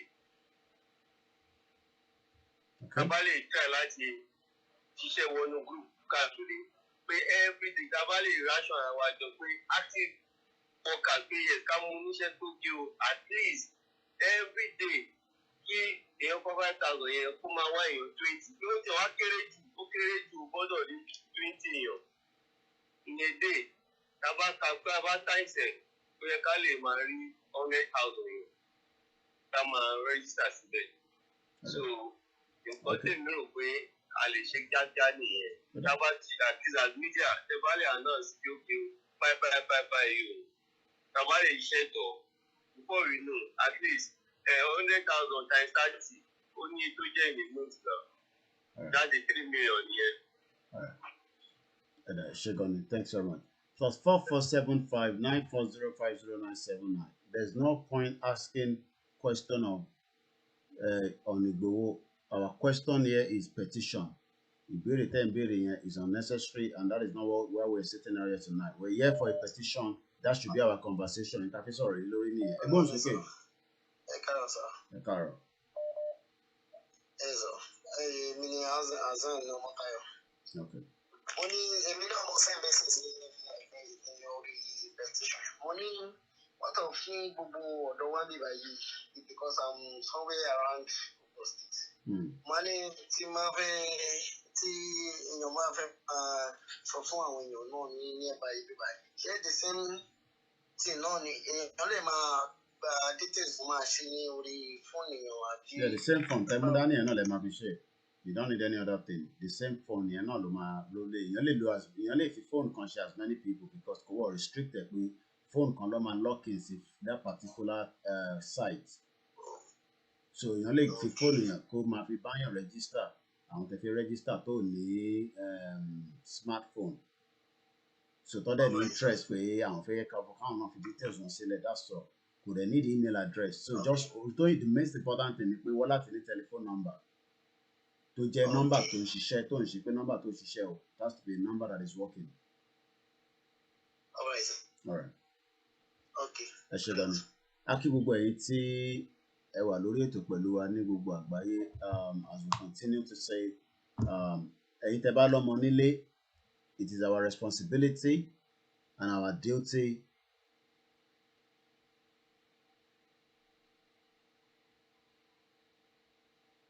like I said, it is only our duty to tell our children that are over 18, our sons, so that we can get them registered as well. Only money time here, especially after on diaspora, you must bring them on board. So if not, but then you tell Lolly, I'm going to Lolly, I go okay. Ẹ kálẹ́ o Koiki. Ẹ káàárọ̀ mà. Ẹ kú iṣẹ́ o. Yes, ma'am. Nípa bí a ṣe lè get àwọn èèyàn ni èmi fẹ́ sọ sí. Irú àwọn èèyàn wa tó wà nílé gan la máa really bẹ̀. Àwọn tó bá ní good phone kán máa lọ sí ọjà. Kán máa bá wọn fìlì ẹ̀. Torí ọ̀pọ̀lọpọ̀ fóònù tó ń lò ní ilé yẹn, especially àwọn ìyá àgbàlagbà wọn yẹn, kò ní wọ́n lè má lè gẹ́ẹ̀tì ibẹ̀ yẹn níbẹ̀. So tó bá ń bá wọn fìlẹ̀ káàkiri, irú àwọn tá a wà ń bí nísìn, we have said so many. Ẹni àdèmọ àwọn tó jẹ́ pé wọn ò ní fóònù gidi tá à ń bá wọn ṣe. So irú àwọn bí àwọn campaigners náà tó wà nílé, wọ́n lè wá àwọn ọmọ lára àwọn students tó lè fún ní owó data tó lè máa bá wọn ṣe káàkiri. A ní láti múra sí torí ìníyàn ó slow, kò move fast rárá. Ló bóyá mẹ́ta pé wọ́n dẹ̀ tún block ẹ̀ for some time. Bóyá yẹn lórí ìjọba wà ní bó ṣe wà yẹn. So Ọlọ́run á ràn wá lọ́wọ́. Àmín. Àmín. Ẹ kúṣẹ́. Ẹ ṣé gan ni. Ẹ kí gbogbo ẹ̀yin olólùfẹ́ wa ní gbogbo àgbáyé ní Canada, all over the world. Yoruba Nation is not just a social media. It is our responsibility to get our people on board. By now, it should have moved a little bit faster, and there's no excuse. Hello, caller. Tababayo, assuming we sign, so to us for data submitted, or to another one here, Abi. Definitely, yes. All right. All right. Gbogbo ẹni tó bá ti sign, ó máa sọ fún yín pé ó ti submit data yẹn www.ominirayoruba.org kò ń ṣe .com.org. So let's go straight and come back again to UK. Hello, caller. Hello, Mr. Koiki, ẹ kálẹ́ o. Ẹ káàárọ̀ mà. Ẹ̀mí ti background yẹn pátápátá mọ́ mi. Ẹ reduce volume sí 10 gbọ́nú lé yẹn. Oh, sorry about that. That's fine. Hello, Mr. Koiki, ẹ kálẹ́. Ẹ káàárọ̀ mà, ẹ káàbọ̀ mà. Ẹ kú iṣẹ́ o. Ẹ kú iṣẹ́ gidi. Mo kàn fẹ́ quickly ask question kan. Ṣé ó possible pé àwọn tá a bá níyàn ní Nàìjíríà ká bá wọn ṣe mí by with their information? Oh yeah, definitely. As long as tẹ́ bá ti mọ nọ́mbà wọn, tẹ́ bá ti mọ telephone number wọn, ẹ dẹ̀ ti mọ state ẹni yẹn jẹ́. So ẹ lè ẹ̀kọ́ bá wọn ṣe straight away ni. That's all. Yeah, okay, that will make it more faster. Yeah, make it faster, yeah. So as many of our family that are at home, that doesn't understand the process, àwọn mọ́mí wa kan náà tó pè mí ní Latin America àti bá wọn ṣe. So all they have to do is just give me their names and their state, and then we just help them straight away. So it's not as well. So bó ṣe rí nìyẹn. Okay, thank you so much. Ẹ ṣé gan ni. A dúpẹ́ lọ́wọ́ gbogbo wa pátápátá, responsibility wa ni kò ń ṣe ti tèmi nìkan to get this as quickly as possible. Hello, caller. Hello, Mr. Koiki. Ẹ káàárọ̀, ẹgbọ́n sókè ohùn yẹn lọ́lẹ̀ díẹ̀. Ẹ kú ètò sà. Àgbọ̀n sà. Ọlọ́run á mú wa dé ilẹ̀ ìlérí.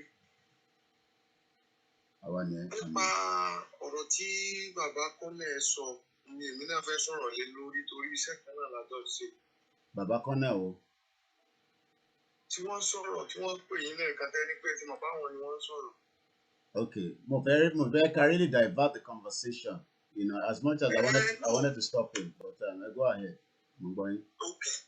Ṣé ẹ rí ọ̀pọ̀lọpọ̀ àwa tí ó jẹ́ pé iṣẹ́ ológun là ń ṣe tó lè jẹ́ pé à ń tẹ̀lé pé bí a ṣe máa gba ilẹ̀ òmìnira yìí. Àgbọ̀yé sà.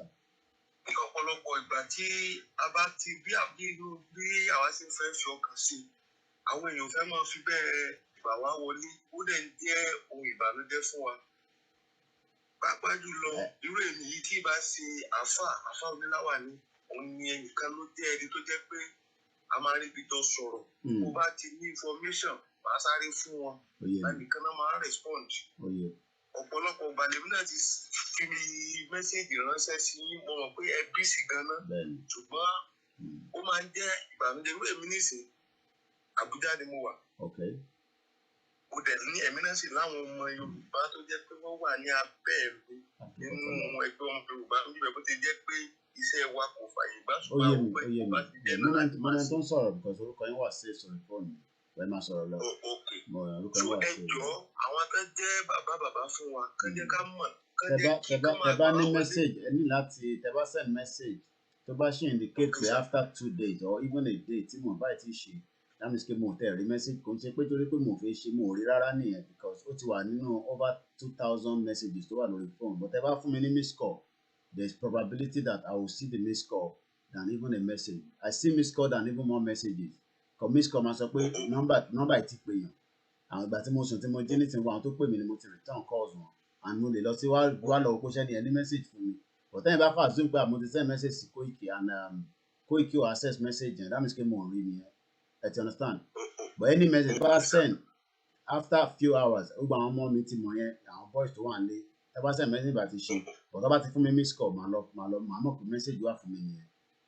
So and we understand, you know, some people might be skeptical because I'm not concerned because àwọn tó wà ní wà worried because one wà worried because of the security of their, you know, safety of themselves. But tí wàá ní sìn èmi àti Buhari àjọ ń bára wa pin tó tàn lẹ́nu so so mo kọ I lè understand but kò mí moment tó ń sọ̀rọ̀ ọ̀dà àpá ti sọ̀rọ̀ rí I'm sure because mo number yẹn wà safe wà safe. Ibi tí mi jẹ́ fi ń ṣiṣẹ́ lẹ́sìn tó ti yẹ kí n ti ẹ̀dá sí tó ṣẹlẹ̀ ṣùgbọ́n mo wò pé no tó máa jẹ́ ìran mi ló máa jẹ́ òkè mi náà nísìn I'm above 40. Bẹ́ẹ̀ni. So mo sì mí náà sì lọ́mọ kí ni tó máa jẹ́ ọjọ́ ọ̀la àwọn ọmọ yìí. So ó jẹ́ nǹkan tó ṣe pàtàkì inú ọ̀dọ̀ ẹni tẹ́ ẹ dárúkọ nísìn gan lèmi ti ń ṣiṣẹ́ bí mo ṣe wà yìí mo wà nínú bàbá yìí. Lélẹ̀ tó wà lọ́dọ̀ yín mi ìfẹ́ dárúkọ ẹni tó wà lọ́dọ̀ yìí. Ó ti yé mi kábíyèsí no problem. Èmi ni mo dẹ̀ jẹ́ olórí àwọn ọmọ. Ẹ má go into too much details. So ẹjọ́ ẹ máa gbà wá wọlé so that a lè mọ̀ sí àwọn ìrànlọ́wọ́ tó bá yẹ ká máa ṣe nípa títí petition àwa náà ti ṣiṣẹ́ lọ àtijọ́ yẹn lèmi mo ti sign tèmi instantly ẹ ti ń gbìyànjú títí àwọn tó jẹ́ ọmọlẹ́yìn náà pé ká má bẹ̀rù ká jẹ́ ká kó sígbà tí mo kú ò ní kú sí. Bẹ́ẹ̀ni tí a bá sì ṣe wọ́n ní àríkà sí ní bàbá rẹ̀ gan. Ẹjọ́ Ọlọ́run á dẹ̀ mú wa délẹ̀ lérí. Àmín ẹ ṣé gan ẹ̀gbọ́n mi. Thank you very much. And I can understand there's a lot of concern. In turn, béèrè fún kò béèrè address o. Ẹ jẹ́ ká máa gbọ́ àgbọ́yé yẹn dáadáa. He's not asking for anybody address. He doesn't ask for anyone address. So it's just your name. Email address is optional. But the most important thing is the telephone number that is working. Kò ń ṣe tó ti kú tẹ́ lò mọ́. +4475 9405097 is the number for you to join the conversation. Akígbogbo ẹ̀yin olólùfẹ́ wa, let us continue to tell our loved ones at home or help them out as well. Once again, a Yoruba nation is not just a social media alone. It is a reality. It is something that we must work towards. I remember nígbà tí UK fẹ́ kúrò nínú EU. I know the kind of campaign that was put out there. Heavy campaign cost millions of pounds sterling. Ẹgbọ́n mi dáadáa. It runs to millions of pounds sterling. to tell their people that they can leave European Union and have their own sovereignty state or nation. Hello, caller. Hello, sir. Yes, my name is Rosemary Akinwole. I'm from the United States of America. And I've been trying to get in touch with all of you for so long. I can imagine. I can imagine. My only suggestion that I want to do is that all this application or the form that you need to fill out. Yes. Where is it? The link. We have it in Washington DC. Okay, I'll send it through the WhatsApp to you, ma'am. I'll send it to WhatsApp to you. Okay, Papa send it to WhatsApp, sir. Yeah.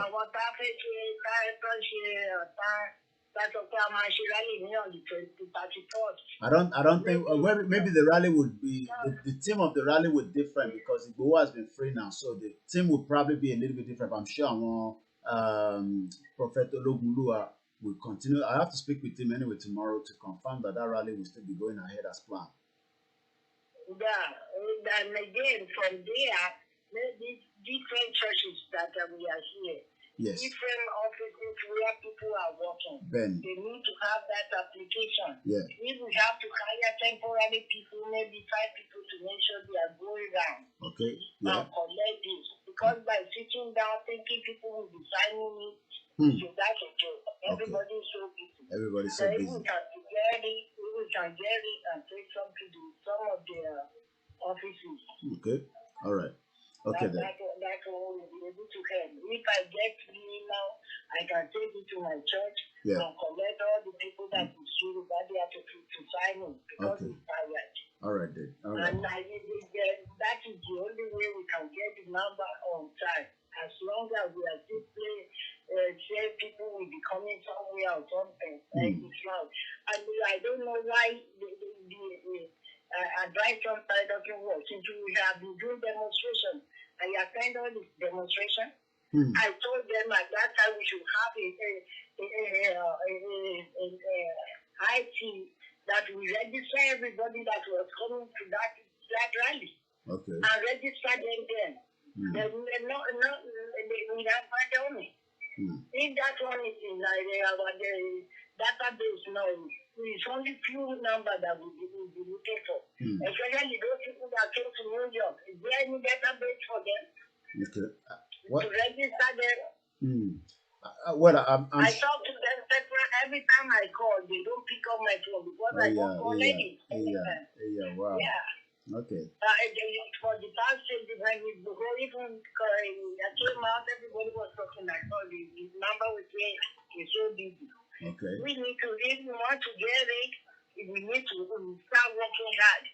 Restore our children. If our children are here, we can put their name there. Oh yeah, definitely. Any children that is over 18 definitely has to be included. You know, we have to get all our children that are 18. And I think our mom are cannot that way. I mean, people have been putting their children onto it as well.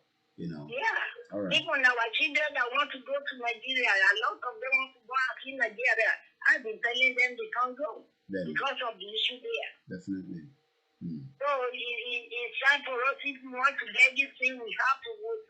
And again, this is the time that maybe we make it city by city or state by state. Let's have something that everybody will be able to contribute, even with $5 per month. Okay. All right. There's a place now that we should be donating money to. $5 because all this platform is too much. Some people don't even want to deal with it. They're all this platform. I can understand. Then if maybe we go through town by town or city by city, we have somebody that will represent the Yoruba nation there. That will be accountable for every money we are collecting. It's $5. We are collecting every month. It's time to get ourselves together. Very important. Very important. All right. What's the name again, ma'am? Because more, so I can say. My name is Rosemary Akinwole. Okay. And I was the first Nigerian lady to be a commissioner in Washington, D.C. The first lady to be a commissioner in Washington, D.C.? Yes.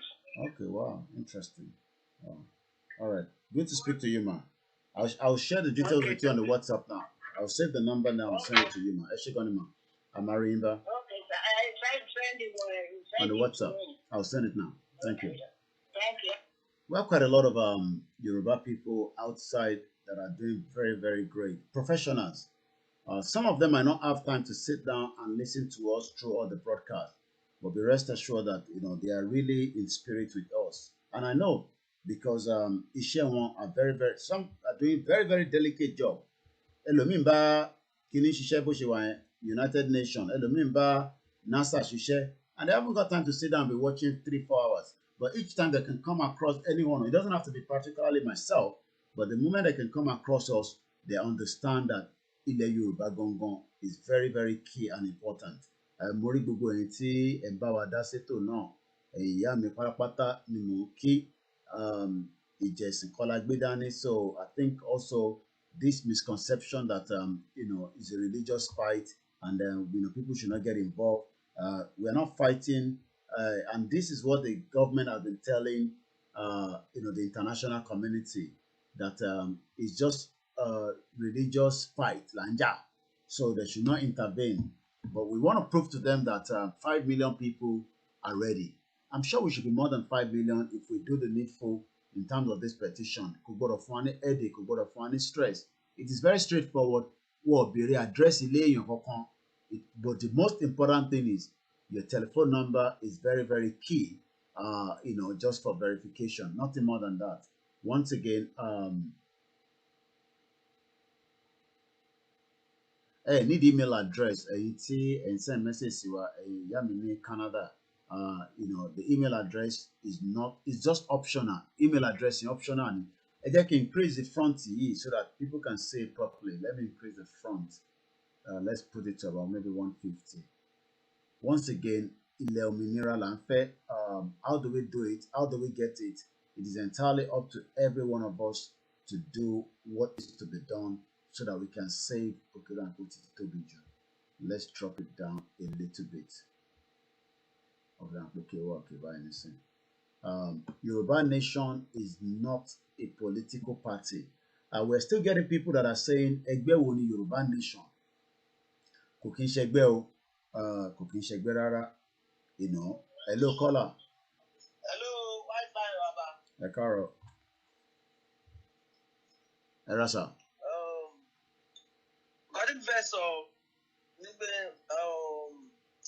ṣé like when you are at home then ní before kí ọ tó mú olóyè. Ṣé a lè employ àwọn èèyàn náà ni? As in bí àwọn MTN. So wọ́n ti máa lọ register sim fún yàn ní gbogbo ló máa ń lọ sí gbogbo àdúgbò ẹ̀. Kò sí nǹkan tó possible. That's why we have different. That's why we have different. We have different. Yeah, we have different. Ọ̀rọ̀ àwọn olùkà gbogbo wọn bẹ́ẹ̀ wọ́n lè employ tó pé a kò máa rè sí ṣéǹdì kan sí orí platform kan. Ó yé mi.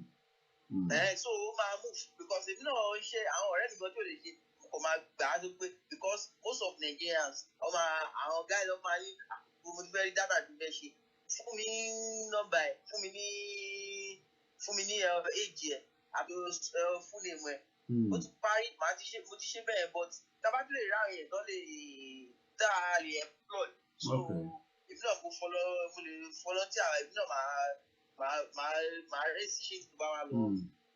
So bóyá bí issues dé bóyá máa fún wọn target ní bóyá bí 200 o 3,000 per day for each person. It's okay. So right. Before we know, I had to log in. Oda. Eshigoni. Okay. Thank you very much. All right. I'm just being told something here. Eshigoni, call me. That there's okay. I do see that all the time. Morimbe Yami Abe. Okay. There's this message that comes on when we're live. Is the first time I'm saying that message Kontobawa as VOR.RED. That these are people that are also having impact on our broadcasts. Okay. I just thought I always think is maybe any be a language to feel communicating. Because it's not happening in this. part of the globe anymore. So anytime this message comes, is not good for our broadcast. Is that what we are saying? Okay. I'm sure some of you see it as well. It comes as VOR.RED. I hope I'm right, but this is what the person has sent to me, that we should not allow people like that to stay on the broadcast because it's having a big impact on our time, on our broadcast. I'll keep an eye on that. What I'll do is my log will page any again. If you search on Google, it will tell you it's spam. Okay, we can do that. Okay, all right. VOR dot. Okay. I never thought of that. I see it all the time. What does VOR mean in slang? Aware of danger or harm often takes a negative and an incentive to advise or admonish someone to an action. I warn you not to do that again. Okay, all right. Now let's go to Texas. We have a new caller. Hello, caller. KOIKIMEDIA. Sir. Yeah, I need to quickly drop this.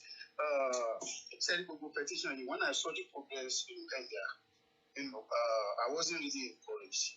And we let us an entire month, we can get this done within a week. And this is the catch. It's very simple. I'm going to show the America. I'm calling from Dallas, Texas. After America, I can't put a correct figure to him, but we should be more than 1 million. You know what I'm saying? So now what we can just easily do is very simple. We have so many people at home that are dependent on us. We have cousins, we have brothers, we have fathers, we have mothers, we have nieces, we have nephews. It's very simple. Contact when they were doing phone. This is what I did.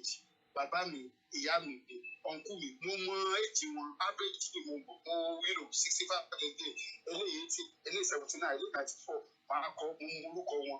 phone number 1 so register 20. Are you getting my point? Why do you know? Family village, I said there was Nigeria, I said, can you come in a long team? The family to be 50. So you understand? And they are collected that our family one. Can you know? Oh no, I approve uncle and the clinic. They don't have show each other. Then 40 years. Okay, because you forget. Oruko family in a church, some other thing. Write it. You have your phone number. Contact. We get this thing done. So Falatia, there's a shorter cut to it. Are you getting my point? When I get home there tonight, to Doko, to some other strategies that we can use. That will not even cost us anything. And we get it done very quick. That's number one. Number two, someone dropped a point, and it was a salient point. My was there yesterday about Chief. She understand. Follow me. If I keep ever be passing message to Chief, my make sure people call the platform not to my the same thing. Anytime Chief party first sorrow, the party address away. Please let it be purely in Yoruba. Okay. Chief is a symbol of Yoruba nation. It doesn't matter. Can't wait Chief to see you and go address one. Let them get an interpreter for him. You know what I'm saying? Let it be pure Yoruba. Don't answer anything about first so BBC power, Vanguard, come and try one try to show or And this is your solution. Are you getting my point? Is our symbol. Let the whites look at him and say, what's this guy saying? Yes, that one might interpret it. But yes, this one is saying, this one is mean. Beyond direct Yoruba, it's a symbol. Okay. I don't know for long, ever not here. He says it doesn't come out so you put out like Yoruba, because about the bullying, they were not mama so. Thank you so much. Thank you very much.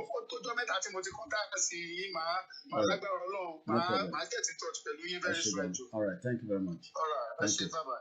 Let's listen to Chief Mrs. Modupe Onitiri Abiola in terms of the details and explanation about the Yoruba Nation petition. Let's give it about a few minutes before we take more calls. It's going to take about, Eshigoni Princess, it's going to take about roughly 8 minutes 32 seconds. It's worth listening again and again for a better understanding and understanding again, 5 million is going to go a long way. Let's watch it together. Onitiri Abiola Onitiri Eko Oko Olóògbé MKO Abiola. Mo kí gbogbo ọmọ Yorùbá káàkiri àgbáyé.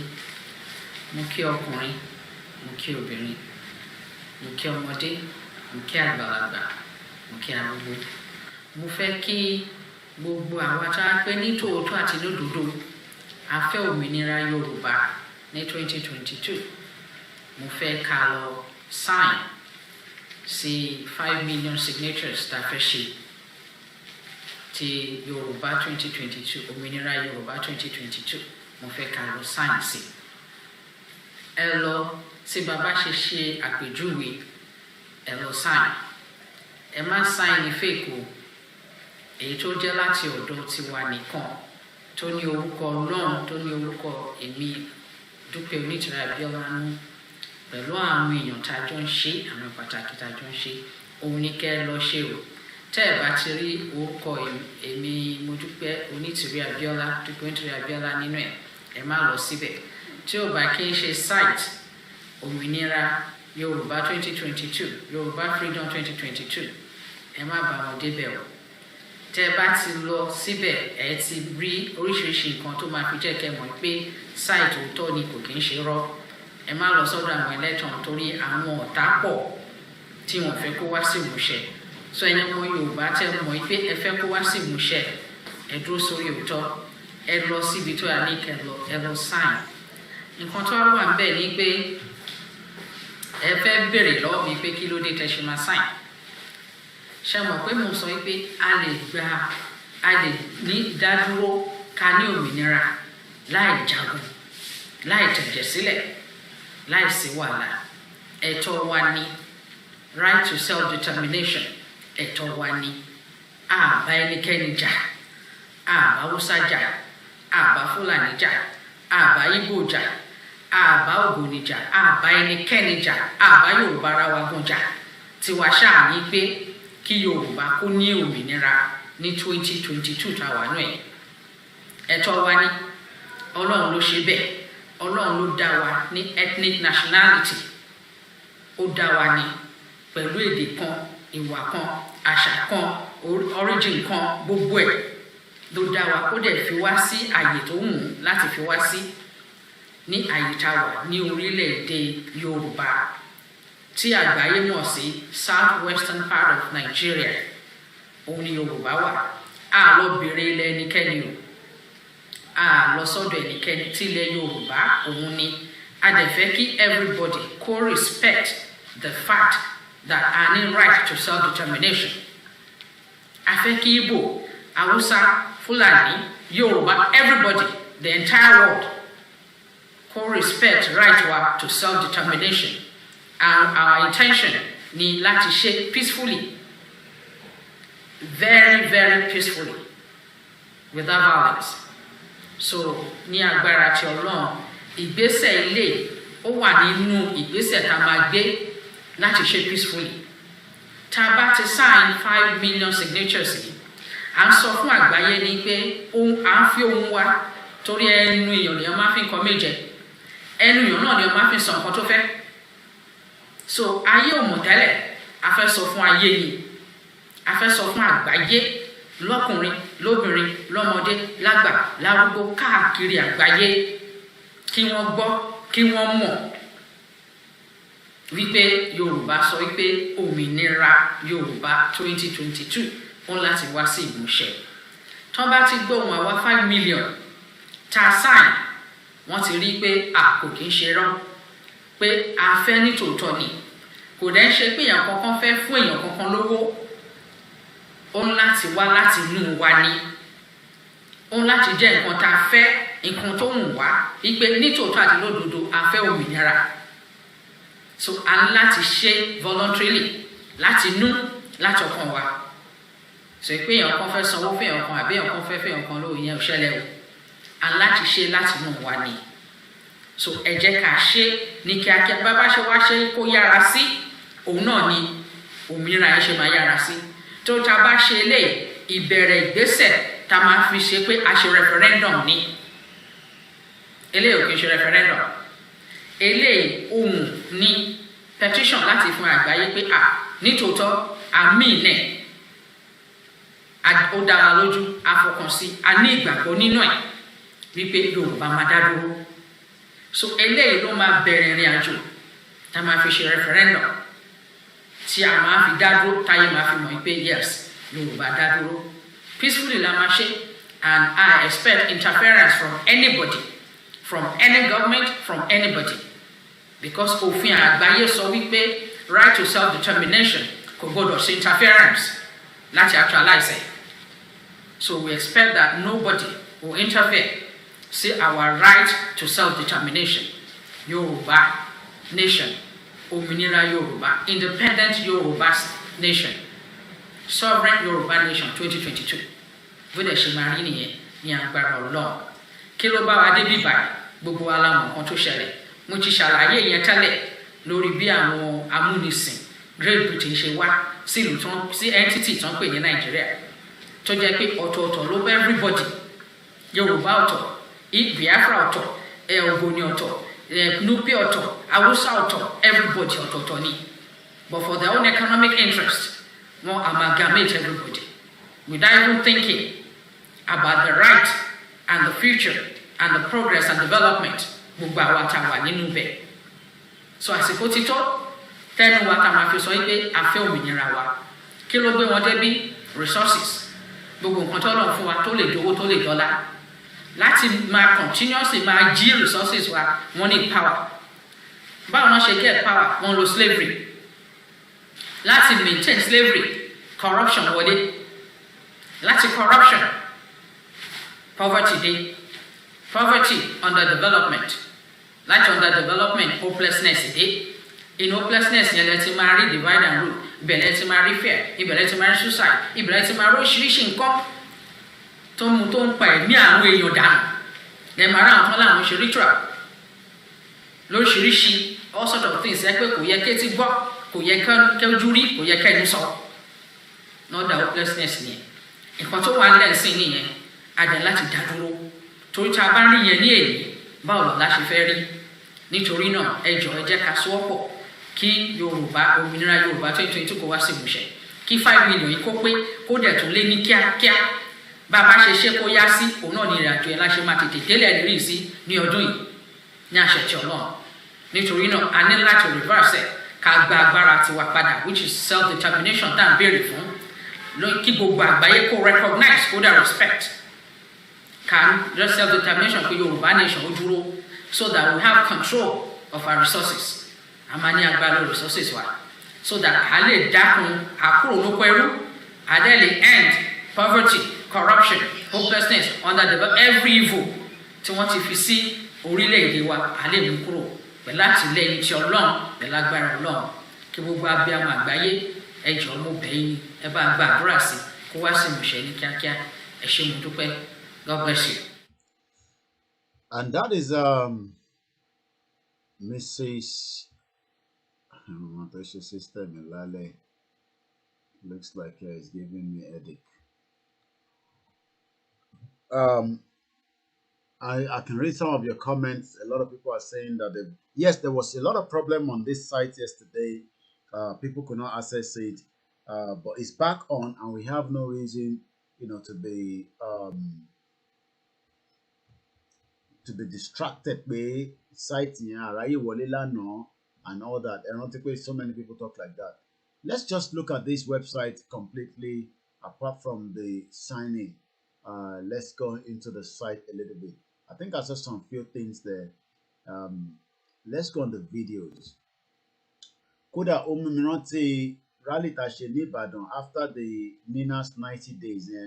Koda mo wá ibi tí mo ti sọ̀rọ̀ nínú fídíò mi mo tí mo bi tí ó sápamọ́ sí, because I remember speaking on the stage that day, but I've seen some of the videos and all that. So let's look at this. You can go on the website as well, and you'll see all kind of different short videos or exclusive videos that have been done. I remember this video from our brother, Mr. Kendi. I was in Nigeria when he presented this, I think after one of the rally as well. Let's watch this. We're going to watch some of the other video. This is Babawa Chief Sunday Oloyegbowo right there. You can see the crowd. So what we're going to do is let's try and watch some of those videos, just, on different angle. Let's first watch this.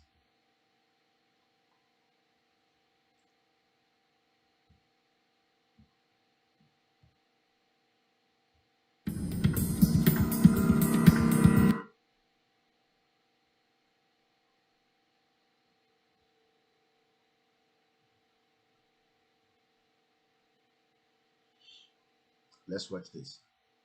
Let's rewind it. I want to ask the British government some direct questions.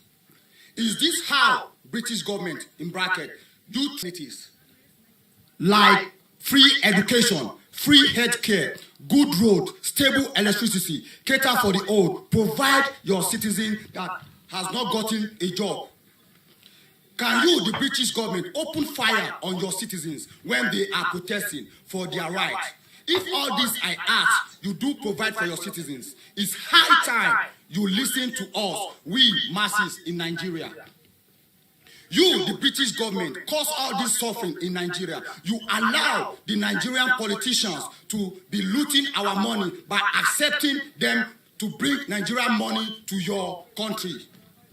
Now, we the Yorubas, people, we are saying enough is enough. We can't take this anymore. We want to go our separate ways peacefully to form our new nation.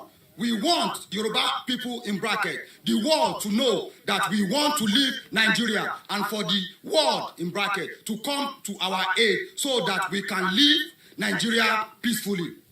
We don't want any bloodshed before it's too late. We are tired of this nepotism of this government and looting of Nigerian money, even using Nigerian money to develop and construct railways to Niger Republic. We are saying land to rape, kill, kidnap, and to collect huge amount of money from our people, Yorubas, in bracket. They are claiming our land is theirs, and the present government are even giving money to the people killing us. We say no to this. We can't take it anymore. Enough is enough. We want to go our separate ways. Instead, for the present government led by Muhammadu Buhari to stop these killings by the bandits, terrorists, in bracket, is even backing them because they are his tribesmen. Even during NSAS protests at Lekki Tollgate, they shot and killed Nigerian citizens. Till now, nothing has been done. Nobody has taken responsibility for the actions because the Nigerian government did provide good health care. That is why our president, Muhammadu Buhari, in bracket, came to your country for medical checkup. We say no to this. A lot of Nigerians cannot travel out of Nigeria for medical checkup. We say no more election in 2023 because we, Yoruba people, don't want to be part of Nigeria anymore. The 1914 amalgamations has expired by 2014 because it's over 100 years Nigerians has been together. So we have the fundamental human right to say we don't want to be part of Nigeria anymore. We want our nation, Oduduwa Republic. I would like the British government and the rest of the world to take this serious. Yours sincerely, Kende Michael.